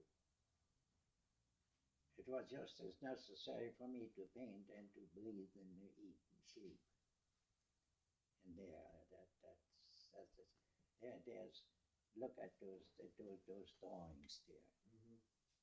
Now there's a young woman here in town. I never have seen it. I never have seen in any art book as fine a drawing as she does. And I bought everything. I told her, I said, honey, after you draw one, show it to me first. And there you see there you get. That little horse said, if you look at that, you a person hardly don't believe that it is done by hand. If you take it down and look at it, and look at the Bible and examine that thing,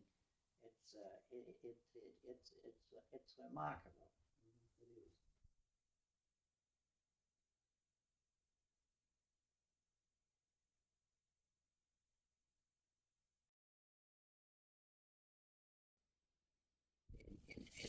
Into something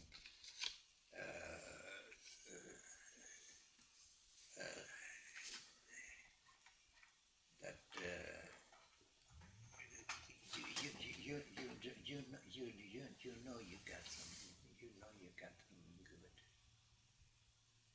Like I'm collecting a little bit of this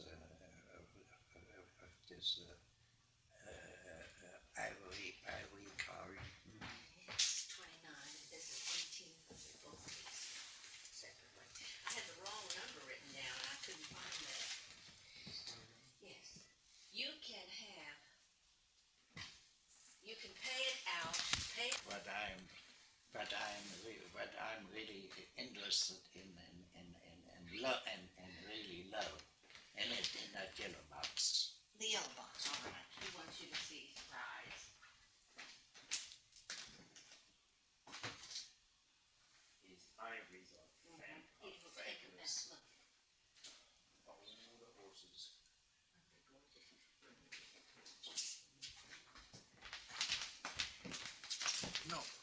My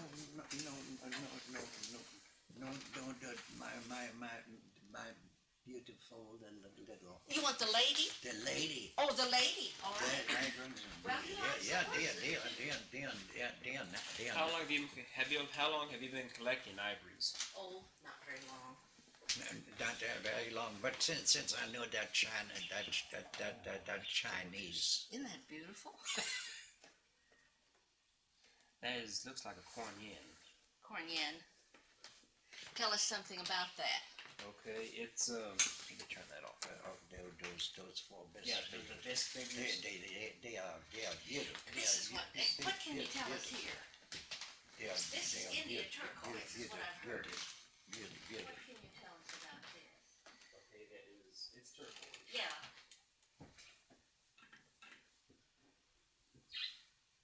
I'm not familiar because I've never really seen the stones set in ivory like that. Normally it's just.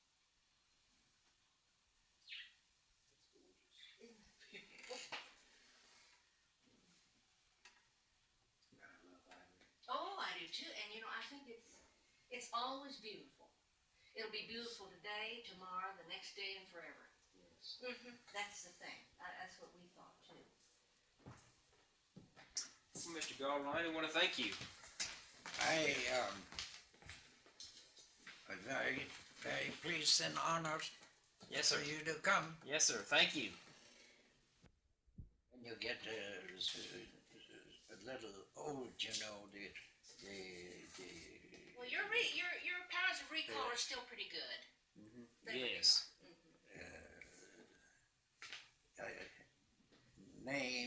names.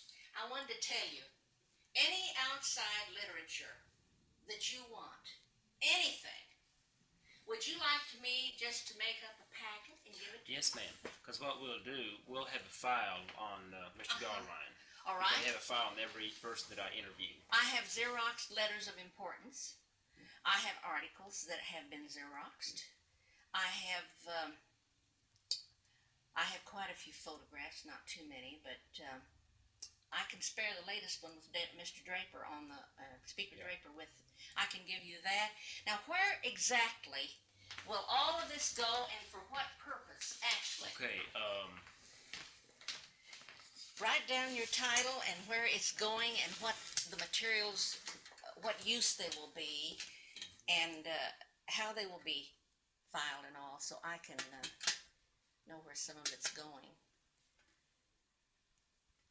I can give you some Xerox copies of his Yeah, resolution and all of that.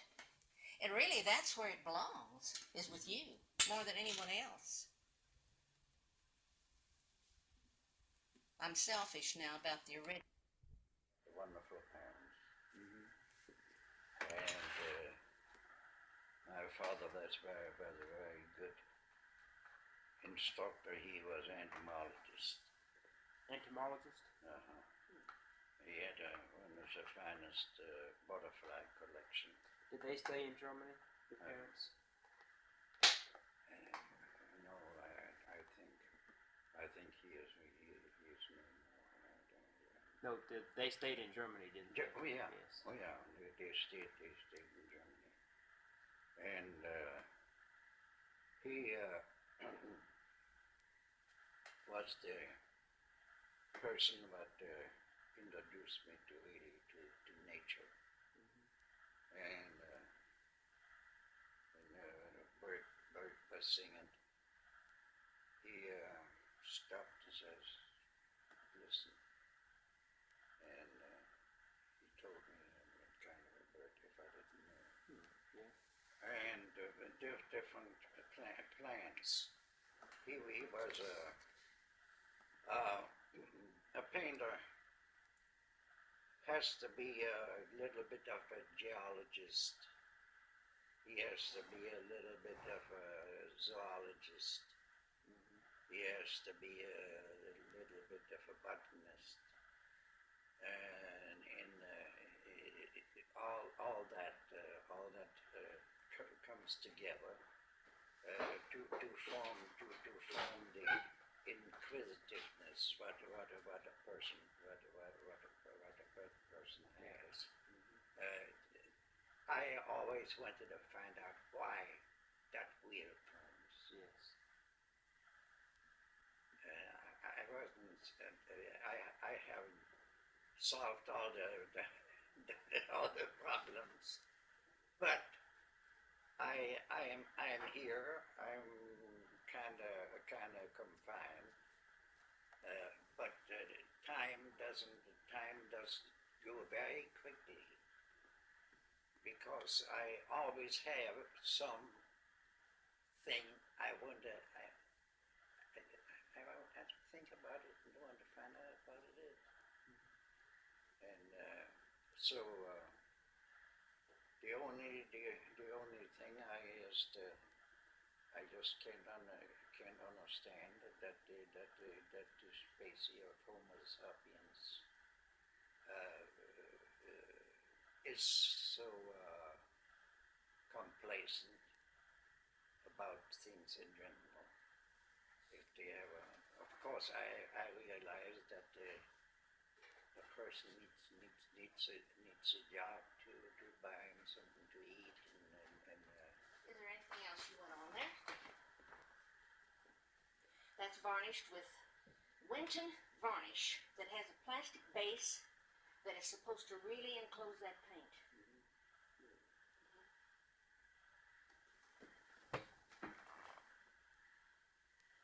Now it'll tone down a little bit later on. It's a little shiny now, but it usually tones down. Now, do you want me to put the...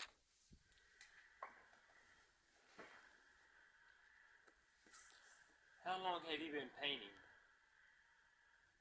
I started.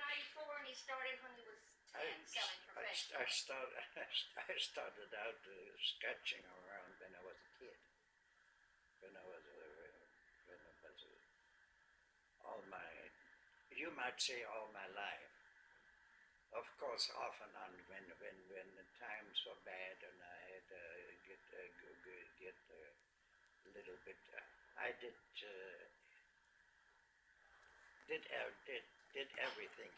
I did never tell you, Lucille. One time I sold Arkansas apples. You sold Arkansas apples. Yeah. When did you do this? The fellow came. He bought some, and I can name the name of the apple, Payne's Late Keeper. And he says, try it out. That was the time. Was a time when I didn't have anything really to do with little hard times. And he says, try here. And he handed me a couple of apples. And they were beautiful apples, and he sold by the barrels. And I sold, and I sold, I think, 10, 12 barrels of apples. So a person in his lifetime, he does so many things, especially when he stands on his own feet. You see, I came over here, and I was by myself. There wasn't anybody. I had to rely on my own self, and sometimes was hard times. Sometimes were good times. Then I landed a job. I did a few jobs out of town. And it's Now this can be, I can put a cover on the back of this and have Maxine do it, but I'll tell you why we don't do this. Now she collected, for instance, collected some of these plates. We have beautiful plates. They come in sets, you know. They are around for $150.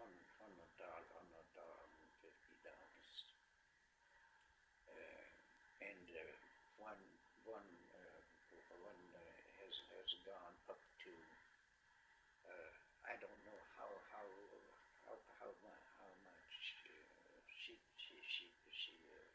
keeps book on it.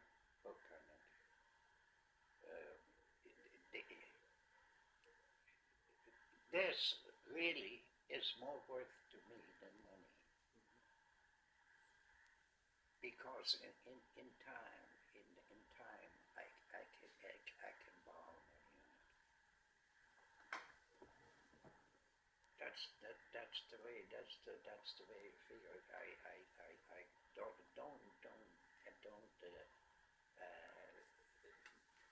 money is nice to have, and you have to have it. You can't live without it. But if you have a little excess, I like to university in Utah because it was more rapid when it goes up in price. Just like that since I'm in China, the Chinese. Now this is more for my benefit.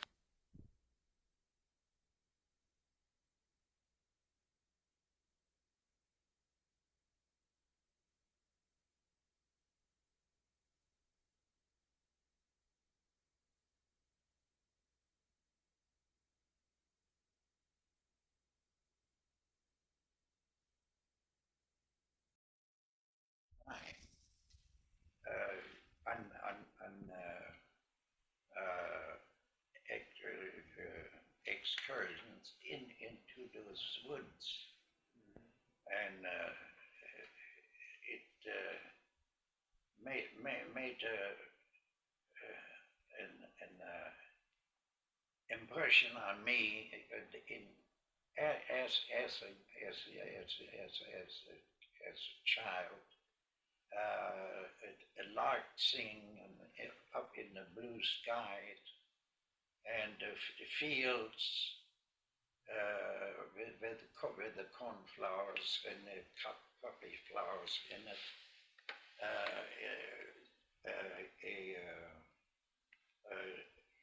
You might say a love for nature, and I used to go out by myself and collected specimens of plants. I had a herbarium where I had pressed flowers in it, and I had aquariums. My father let me have mostly anything I wanted.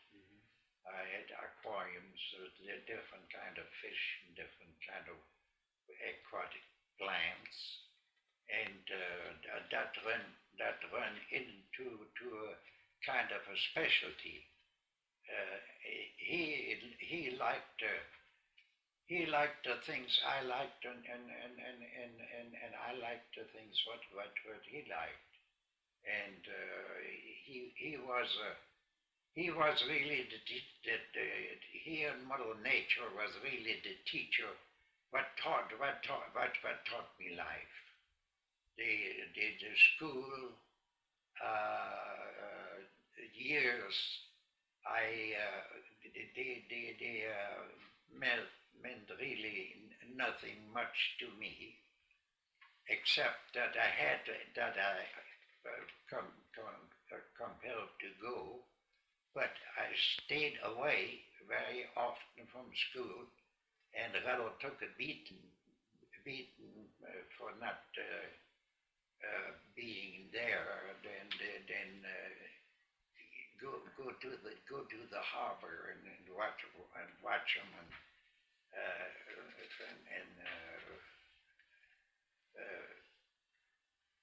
well, the imagination of the foreign countries do me to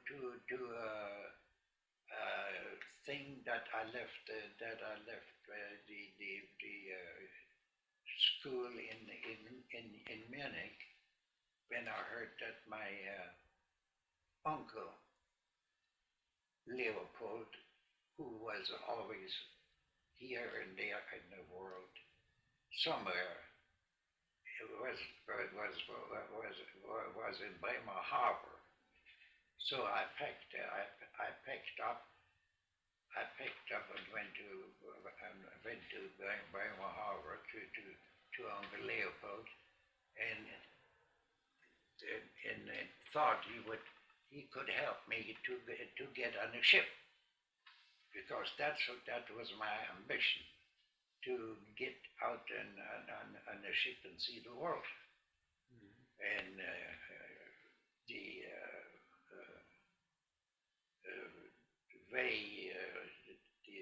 sixth and seventh in family life and at home didn't appear to to me. I wanted to see something different. And when I came to Bremer Harbor by my uncle Leopold, he wasn't so very taken with the idea because he had at that time a sweetie. He'd sweetie in every port, you know. And I was a kind of interfering object. So I got a job in Bremer Harbor, and then I went to the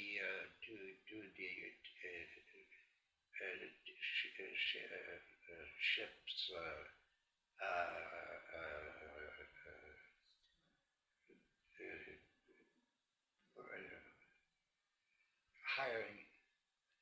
hiring place in Bremer Harbor and listen every morning if they needed somebody on the ship. And one morning I was there, and they announced that inexperienced steward was wanted on a ship of the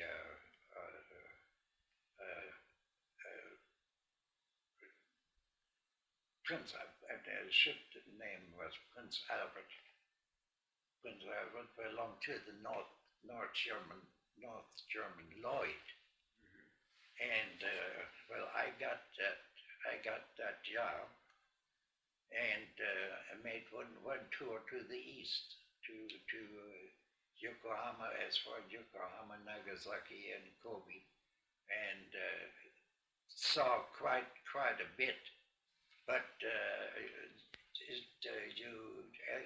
as a steward, what I had to do, I could not leave the ship as I wanted, like the passenger, and I saw the world really more from the back door than from the front, you know.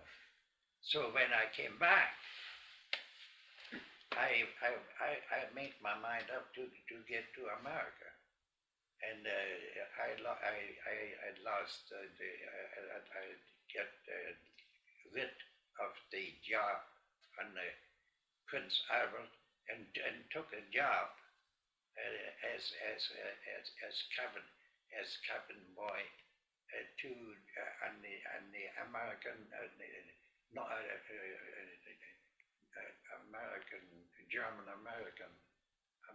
German line, and that was the Deutschland.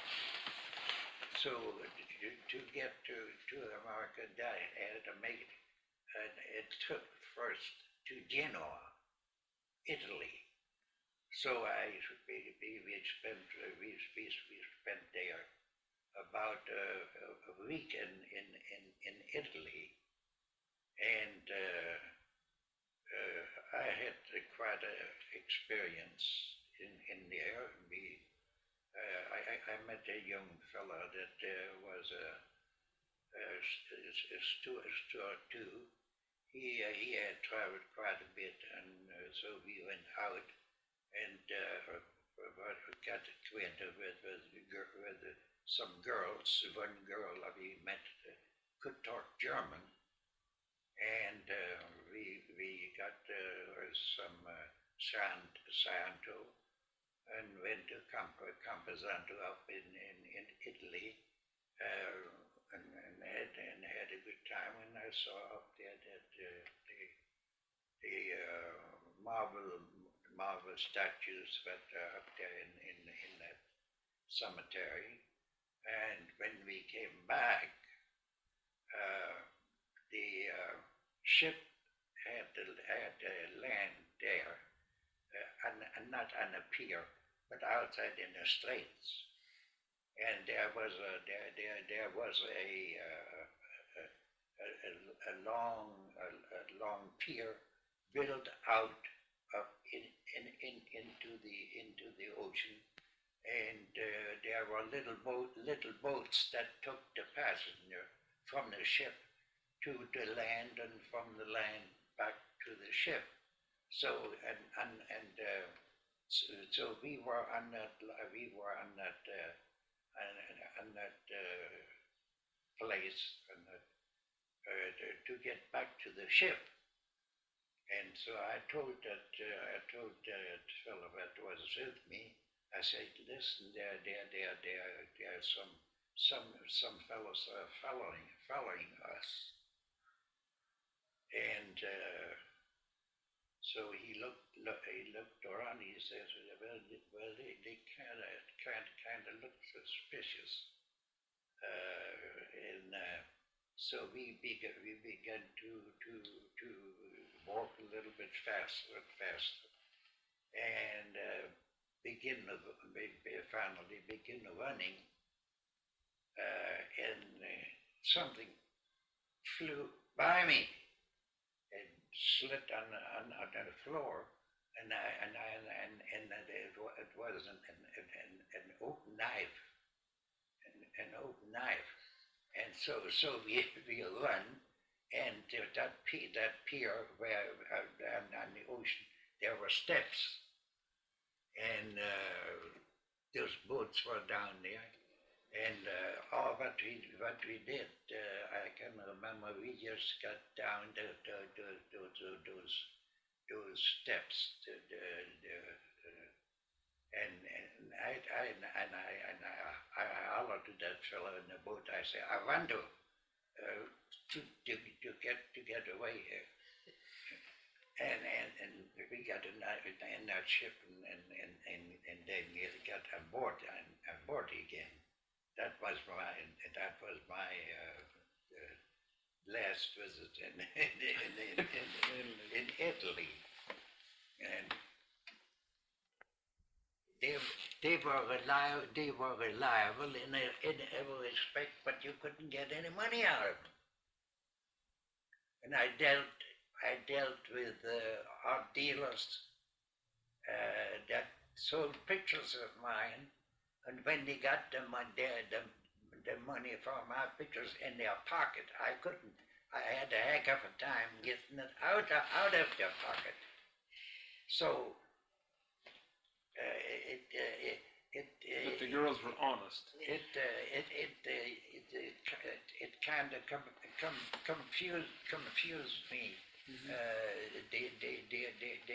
The whole lifestyle was entirely different, you know. But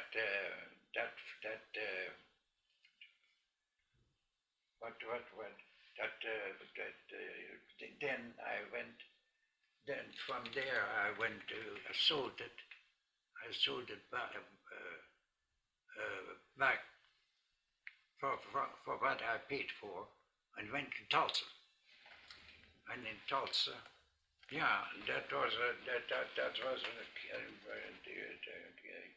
Kilmers had changed to Fifth and Main, where they had their location. And I told them about that I was painting, and he says, what have you got? And so I told him. And he says, well, let's put an exhibit on. What was his name? Mr. Kilmer. And that was a Tulsa Decorating company.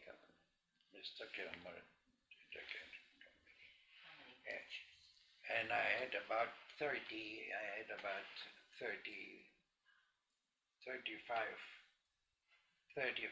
pictures, and I had them properly framed, of course not like these frames here.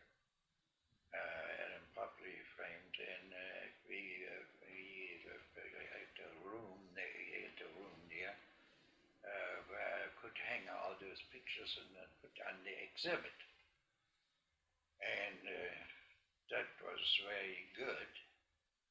And I lived about 5 blocks north of 5th Street, and I had a one room apartment. And one morning, I heard the fire. I heard the fire whistles and the commotion downtown. And I was curious, and I got my hat and went downtown. And there was a fire at Kilmus. He handled the paints and stuff like that, and you can imagine exploding cans of oil paint and it burned up my exhibit, everything what I had. So there I was, and well, I had a few dollars, and I had to do something. So I went and I got started and painted again, painted again, and painted houses and whatever I could get, in jobs, and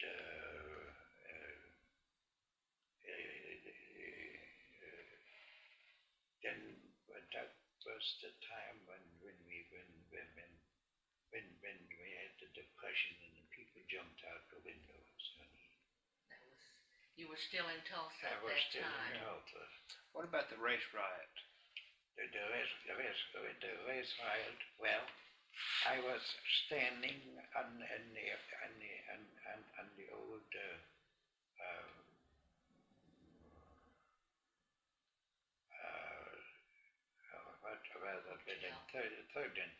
third and Main, and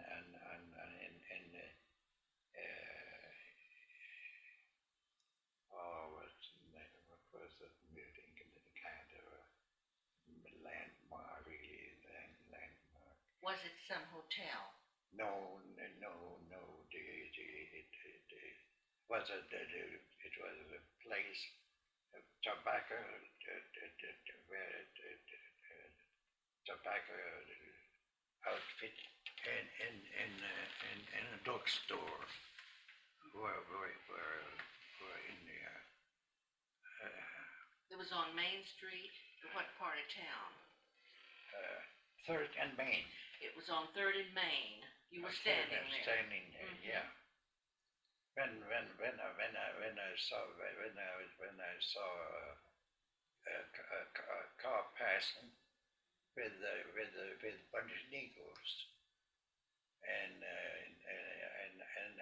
I didn't think so very much about it. They went past there, and went around the hall, City Hall, and a little bit shooting went on, and I listened to it, and they came by again. They came by again, and down the street, and there was what was that store where that sold guns and everything, and broke in that store. I bought a gun. I bought a shotgun there, and stood that place of everything what was in there, what was in there, and before I know it, there were people right down up and down Main Street and shooting at each other, and was quite a commotion, and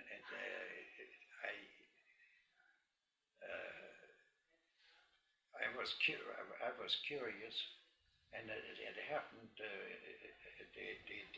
They told me now that is what they told me about an elevator girl in one of the hotels. I think the Tulsa Hotel at that time. Some white man molested her, you know.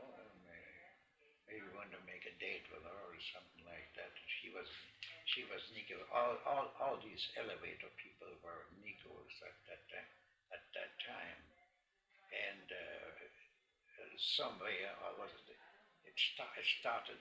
The start was really came from there.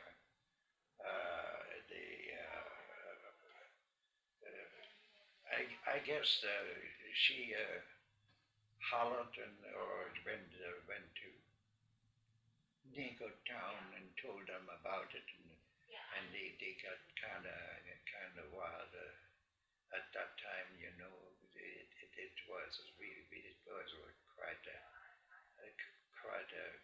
thing. Still we had the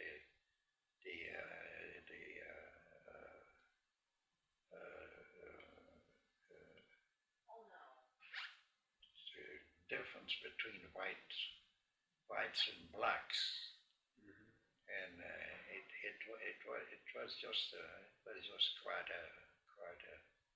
a commotion. How long did the shooting last downtown? The shooting downtown must last. Well, you can't determine that, but the most was it lasted about a half an hour, and from then on, every once in a while you heard a shot. Was anyone killed at that time? I don't know. No, that I don't know. I just when we begin to be shooting around there and close to Third and Main, I went back in the building, you know, because. So you went back. You went back inside the building then? Yeah.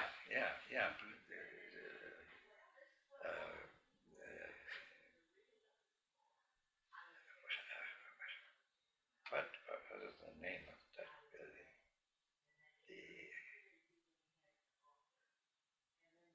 How long did that race riot last in Tulsa? Well, it lasted a good day, and after that, there still were some every once in a while something happened until they had peace established there.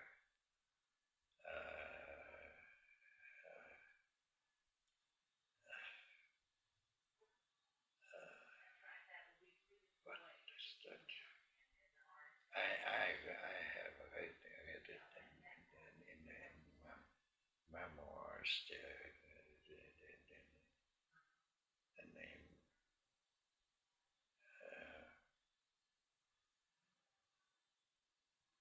Well, anyhow, that was about the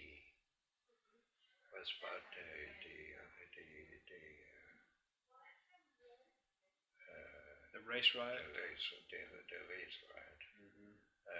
Was there any burning or any more looting besides that one gunshot? No, I was down 13th Main, and I didn't know what happened.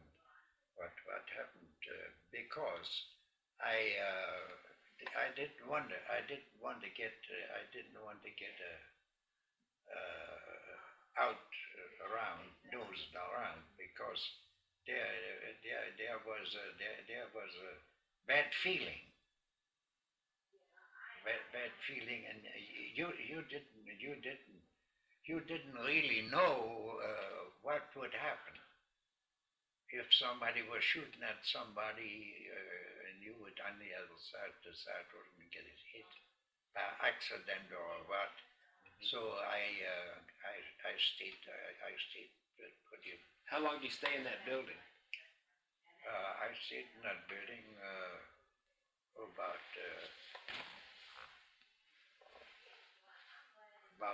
3 hours or so. And of course, I was curious. You know, curiosity helped me too. What was going on? I didn't know, and so nobody really knew what set the thing off. If it was a race riot, it came. You have a sister. They insult the black man would insult her. She comes to you, and you get kind of mad about it. And you know this is still the West. This Oklahoma is still Oklahoma. We everybody pretty near has a gun. We are still right now we again starting the cowboy business. There's on television a firm that sells the boots and sells everything for the cowboy. In fact, we are still Western here. We are still Western here. We are not Eastern. Okay. And it's a peculiar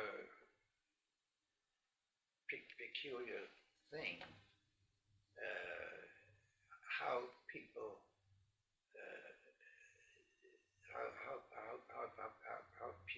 how people are differ in their minds.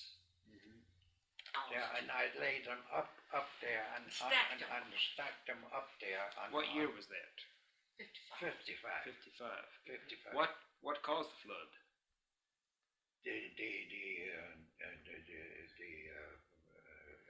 What, just heavy rains or? We had heavy. Oh yeah, we had them. You remember that year?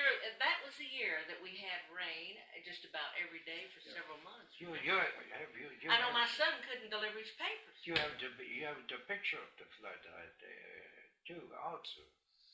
How much warning did you have to safeguard your paintings? How's that? How much warning did you have? A day before, said that river would rise 14 feet above the flood stage. And now our house and the farm was about away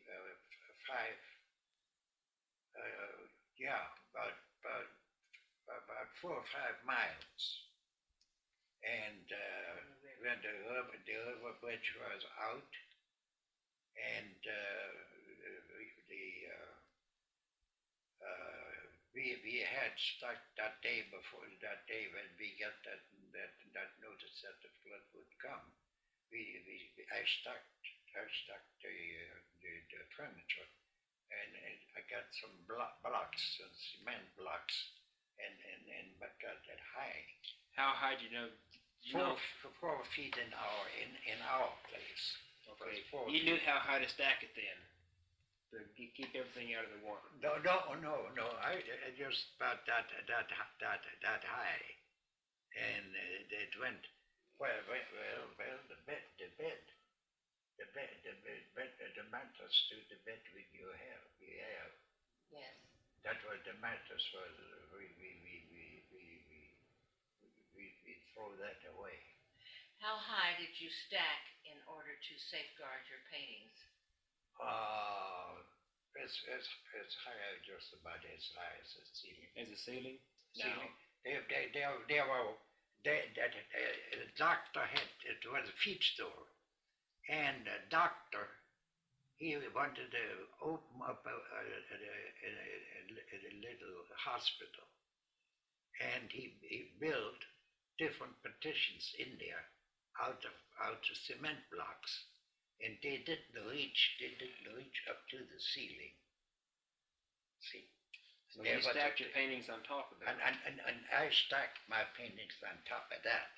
Was everything saved? Everything was saved. I didn't lose this. I just lose the thing. How long did the flood water last? The flood water lasted about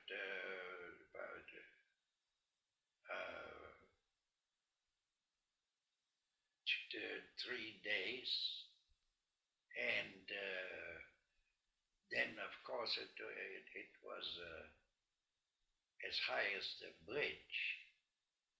As high as the bridge, and you couldn't get That's that big bridge at Coral. Yeah, you couldn't get over that bridge at all, and it washed half of the bridge out. Now, when the flood came, was it just like one big wall of water, or was it just a gradual rise? Just a gradual rise, you know, and trees, and then trees came and rammed on the bridge and tore half of the bridge out. So we were 5 miles from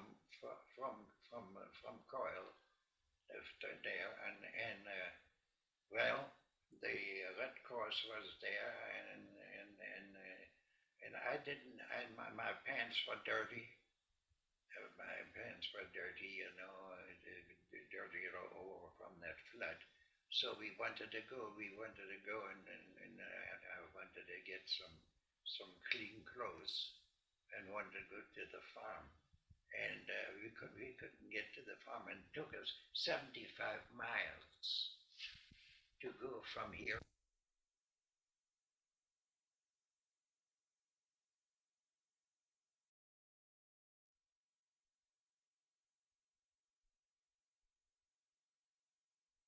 The Guthrie Bridge was out, so we had to go. I don't know how many miles up to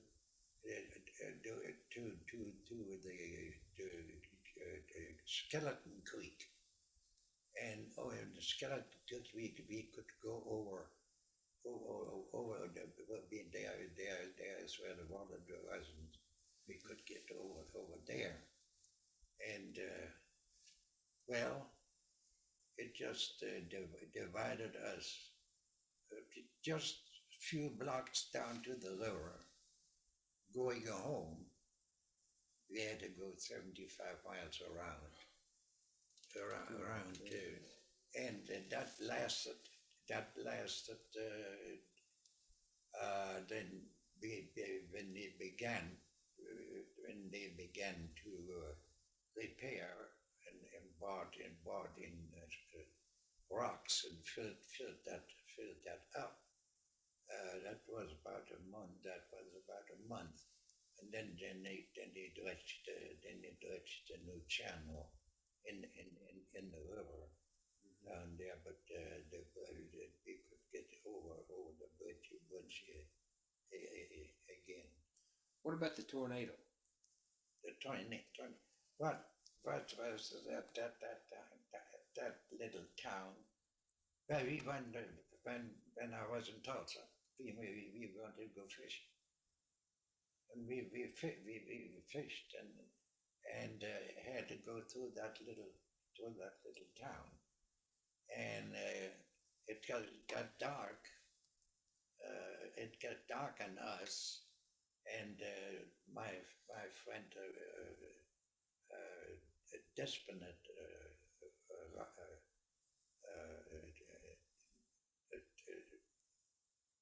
said to me, he says, "Do you know what we better do before we get there?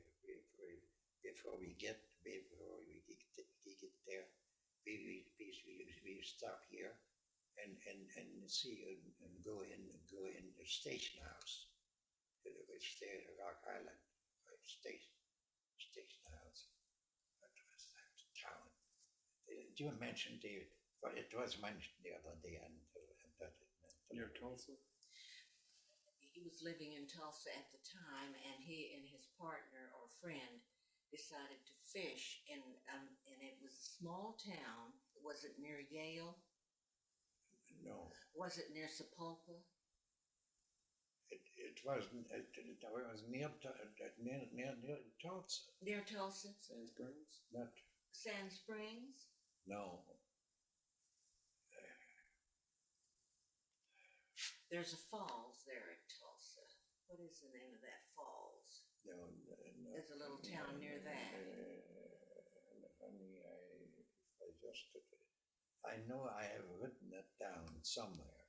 It isn't here. It's in your notes, I think. Yeah. It had a station house. Yeah, Okay. it had a station house, and you know how heavy those station houses were.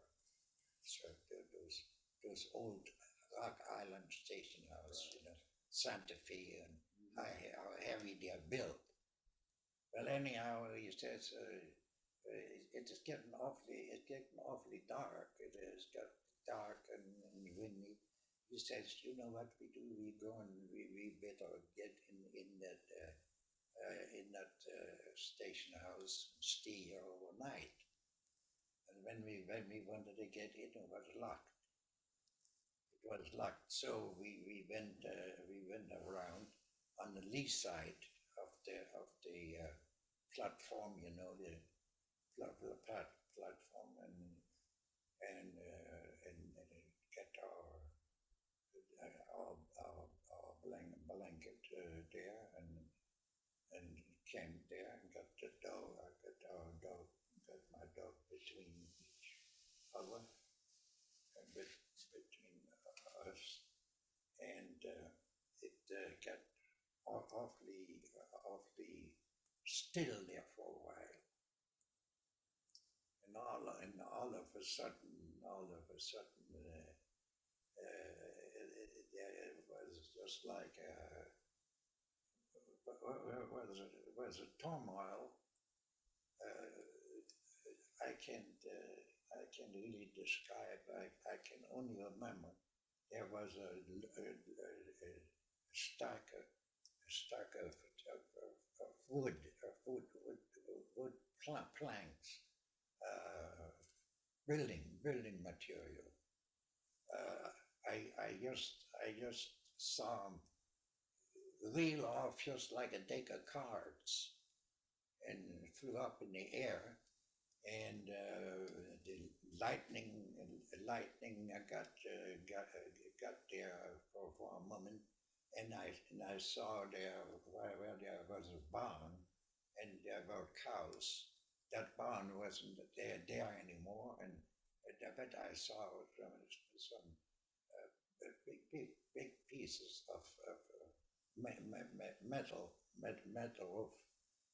flying up through the air, and it lifted that heavy building.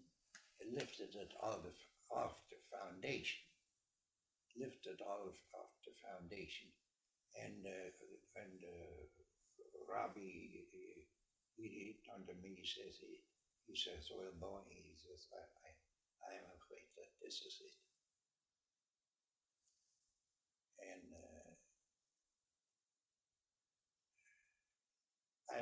felt kind of,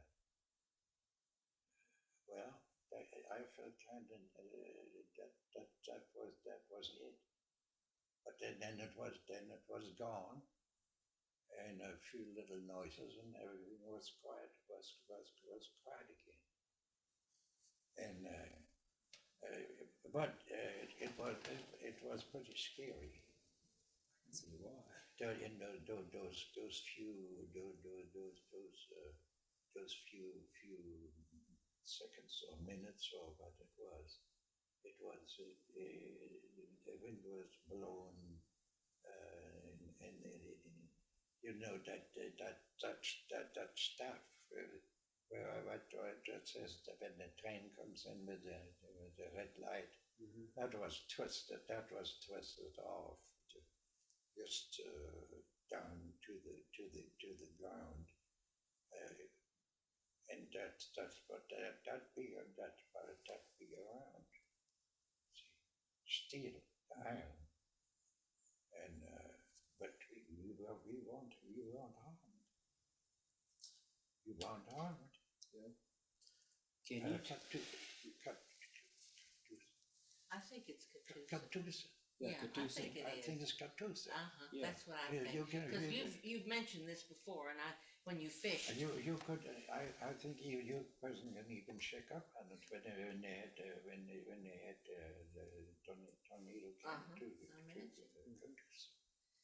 Catoosa. I'm quite sure. Yeah. Catoosa. Can you tell me about Christmas in the old country? Christmas. Christmas and the Christmas tree. What the Christmas tree looked like. The same thing like it looked here. They were short needle. They were short needle. Short needle. Were they fir trees or? They were fir trees. Yeah. Not pines. Firs. And they had short needles, and my father and Uncle Oscar, they used to go around when on my Christmas market day, and used to go from stand to stand and examine the streets and smell them if they had the right odor. And it was quite a ride with them to make sure that they had a good tree, and how it was that it looked even nice and even smelled good, and it reached from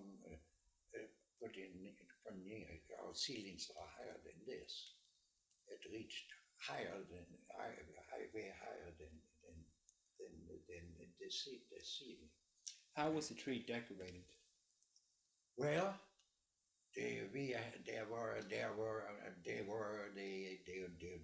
those beautiful glass balls that we have here. They were here, and then we had Lafetta that streaming like hair, over. And we had the flakes of our nation, what we had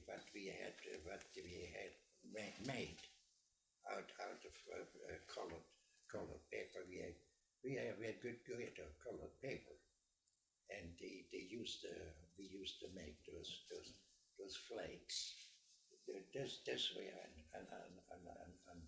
the stick was this way and the flag was this way, that you could hang them up. And there was put in there. We looked in encyclopedia, and if you could find every nation, and I can remember we had. I can remember the one remark made. We forgot the British,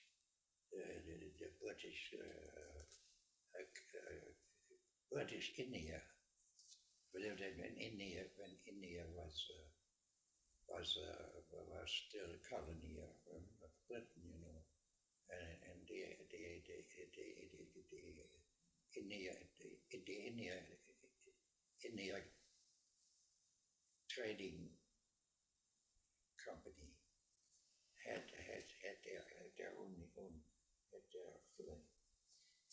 You might like to mention the Galrein tradition, the way you decorated that tree with the gilded apple, you know. Yeah. So it does an apple, and there were wires and there around there, and then each one had wires. There was a hazelnut. There was a hazelnut on the end, and that was they gilded that. They gilded that every year, and to me it looked like the sun with stars around it. Now, was the apple on top of the tree? Yeah, on top. And the wires what, came down? And the crown on top of the tree. They stuck that apple on there. There were holes in it with these wires around, and then each one was a hazelnut. The whole thing was gilded. You know, was it a real apple that was gilded, or was it? It was a real apple. What'd you gild it with? They called it gold charm. It was a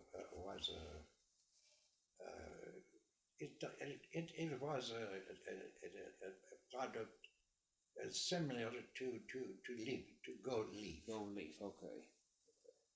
But it wasn't gold leaf.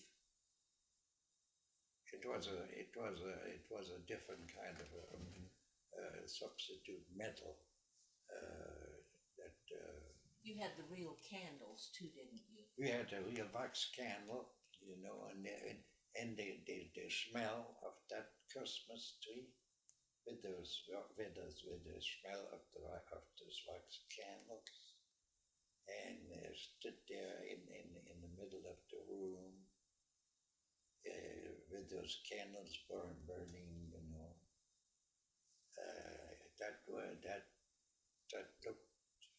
That looked just like a fairy tale. Especially with the gold on there. And there was a rivalry between Uncle Oscar and my father. Each one wanted to have the best tree, and then a lot of chocolate rings and candy rings and marzipan and all that was hanging on there too. They worked. I think my parents worked about a week before Christmas, and I got that all ready. What is the origin of the Christmas tree? Do you know? The origin of the Christmas tree, that goes as far back as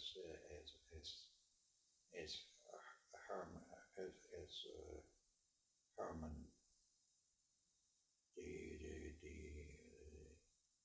You see, the Germans were barbarians, and the ruler at that time was a man by the name of Herman. Herman, who defeated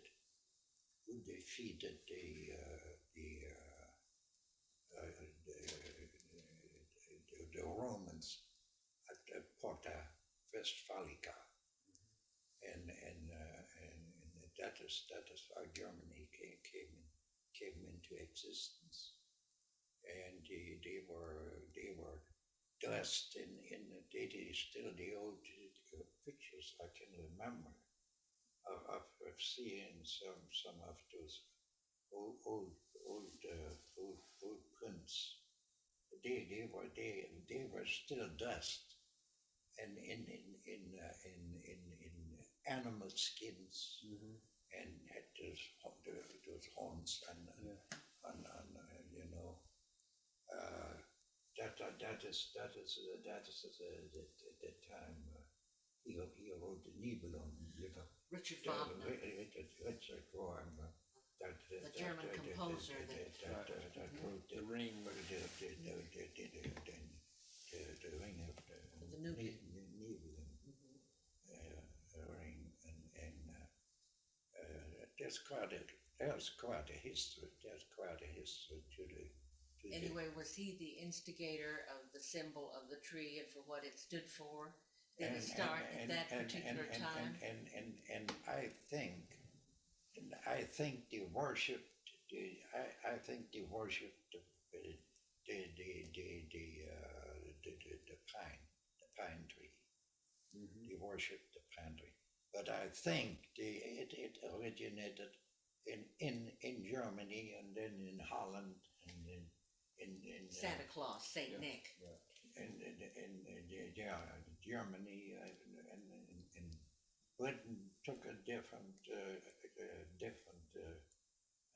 meaning. They had the Yule log and give it another name. And it became interpreted It became by location of country. and here we have Nick and Saint Nick here again in America and using old in the time when nobody had a nickel. I left my trunk with those people because they wouldn't let they wanted to have security because I owed them some rent. Well, when I went back, I went to reclaim my trunk. I had pretty valuable things in there. Those books of William H. Morey and a lot of good things, but that I had brought back from traveling. So when I came back, the trunk was gone. Nobody knew where it was. And I went to reclaim it. Well, I talked with the police about it. They couldn't do anything about it. I owed some money and they had some and it disappeared. They didn't know where it went to. Now somebody got it. If you ever run about 2 level-bound books,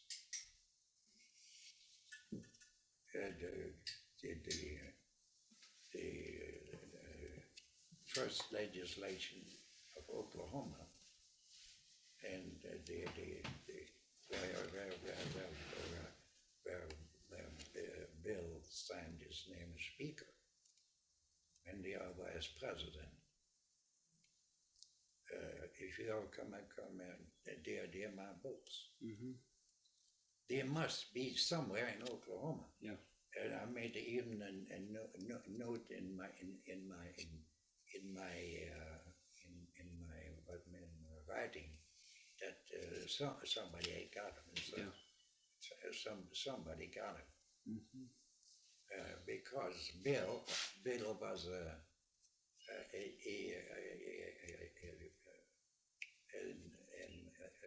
very, very unique man. The story how I met Bill Murray is quite Now that story's in there. that story is in there.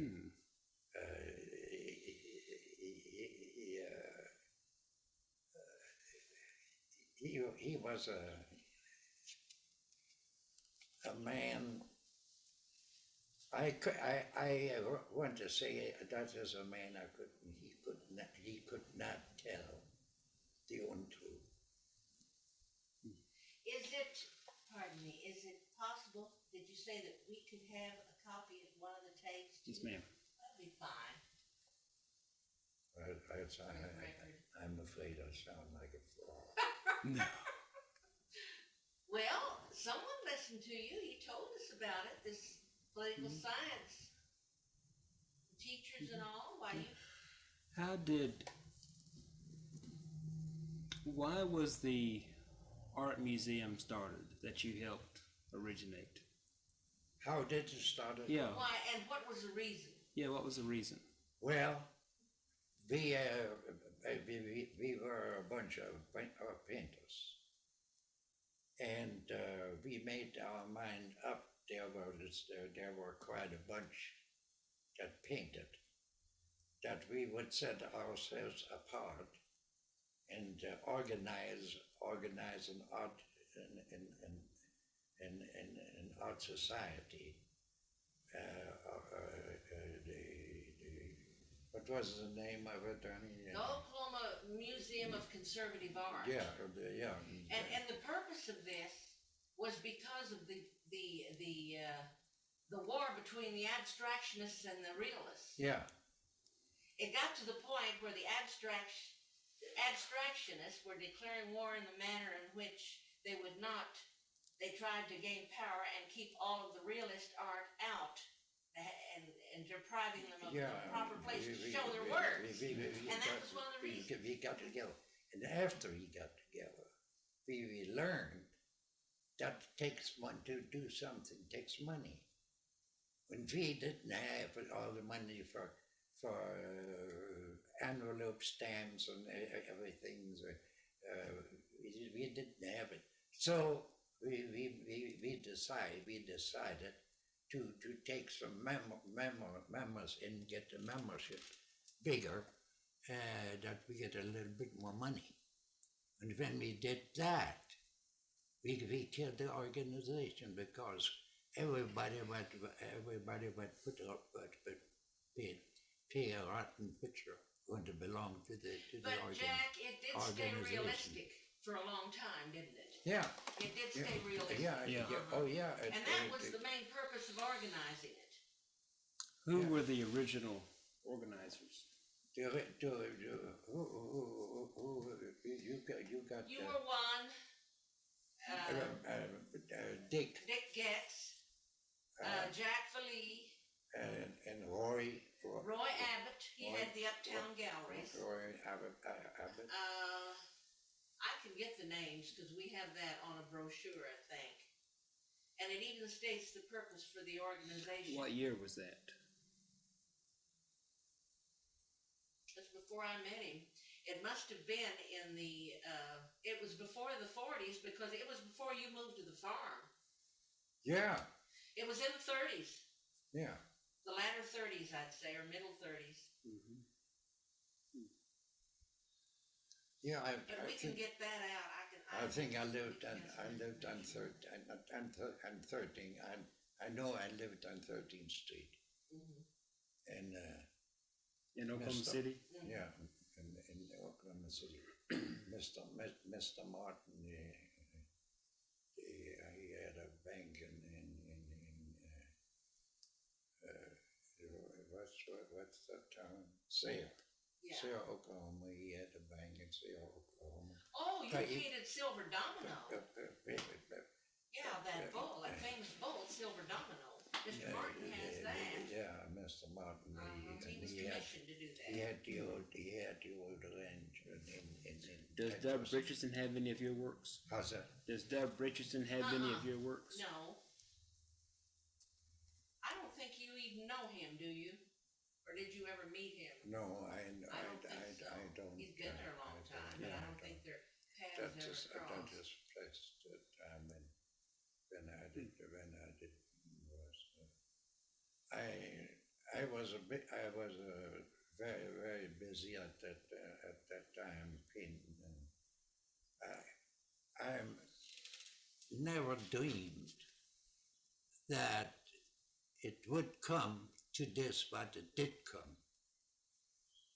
I didn't pay so much attention to it because I did not have the vision of importance of this whole thing. That's for sure. He never has had. I didn't care. I mean, at that time, he just wanted to paint, I think. I didn't care. I wanted to paint. John Metcalf was another one. Yeah, He's the one that did the Johnny, portrait of Metcalf. Yes, Johnny Yeah. was another one. Yeah. And, Those were the main ones, really.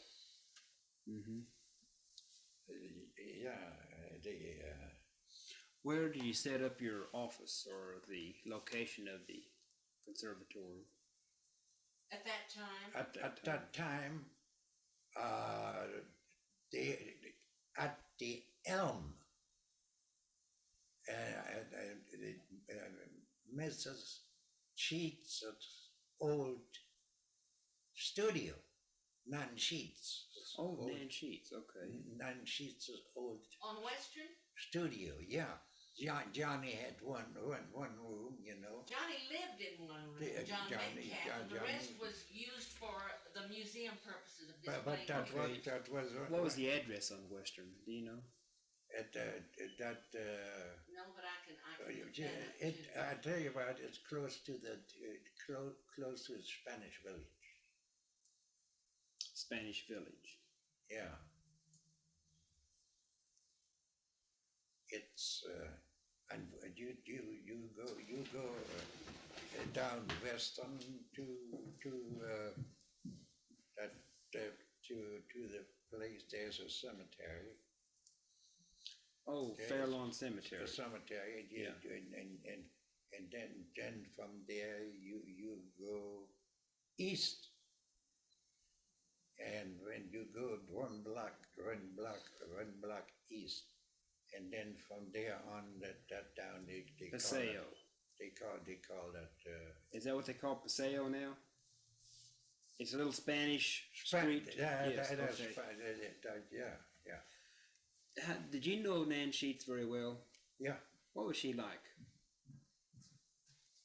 You don't want to put that on today. It's Paseo. Huh? Paseo. That's the name of the street now. Paseo. Well, let's see. I'm trying to see. Because she was director of one of the WPA projects. Nan Sheets was. And she hated me like she hated She me. and Jack didn't get along. That's why I was How saying come? that would be. Is that lady still alive? No, When did she pass away? I'm not sure. Has it been recently? Oh, well, it's been several years. Oh, has it? Oh, yeah. Well, then it won't be quite so, I guess.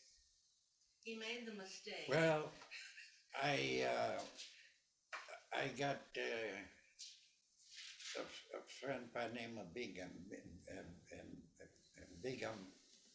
who used to be the one in the Korean building,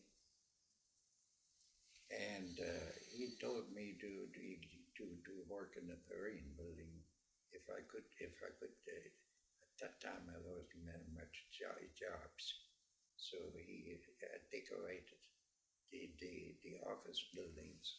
These different, and I made it a couple of offices, and I met Doc Sheets.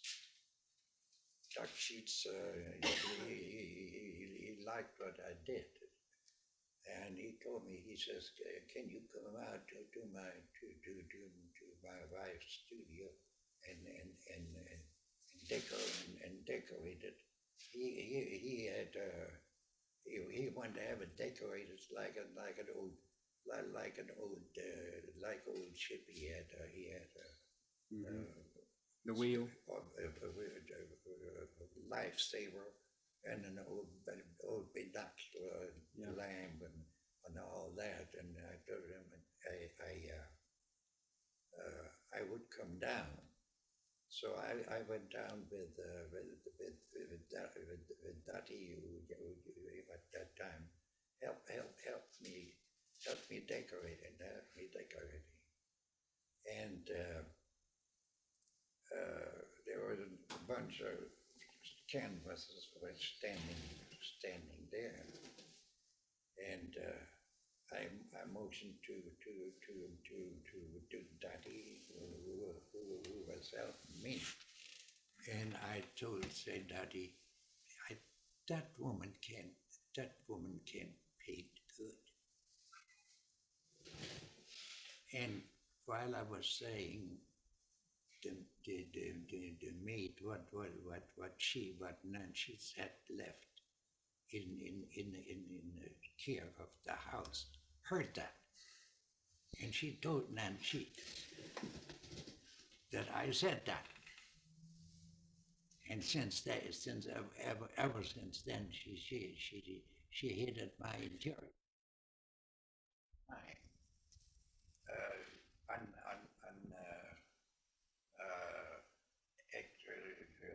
Excursions into those woods, and it made an impression on me as a child. A lark sing up in the blue skies, and the fields with the cornflowers and the poppy flowers in it.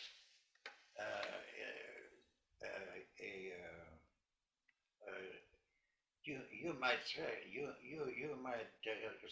a love for nature.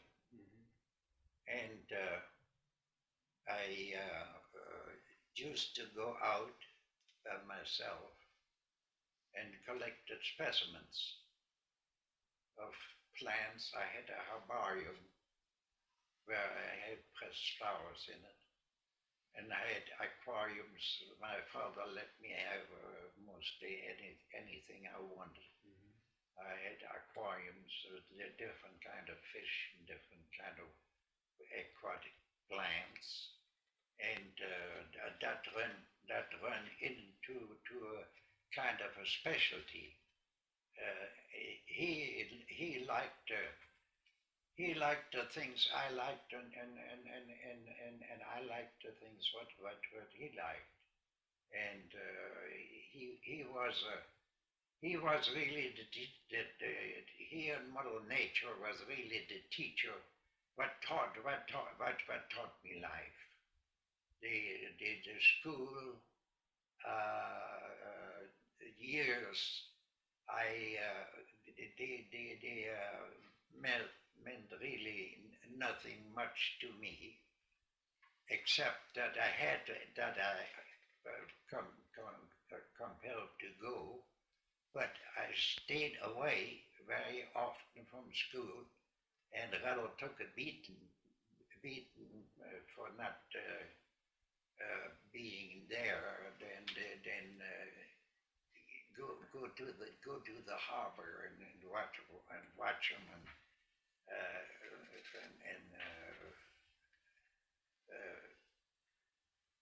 well, the imagination of the foreign countries do me to thing that I left the school in Munich when I heard that my uncle Leopold, who was always here and there in the world, somewhere, was in Bremer Harbor. So I packed up and went to Bremer Harbor to Uncle Leopold, and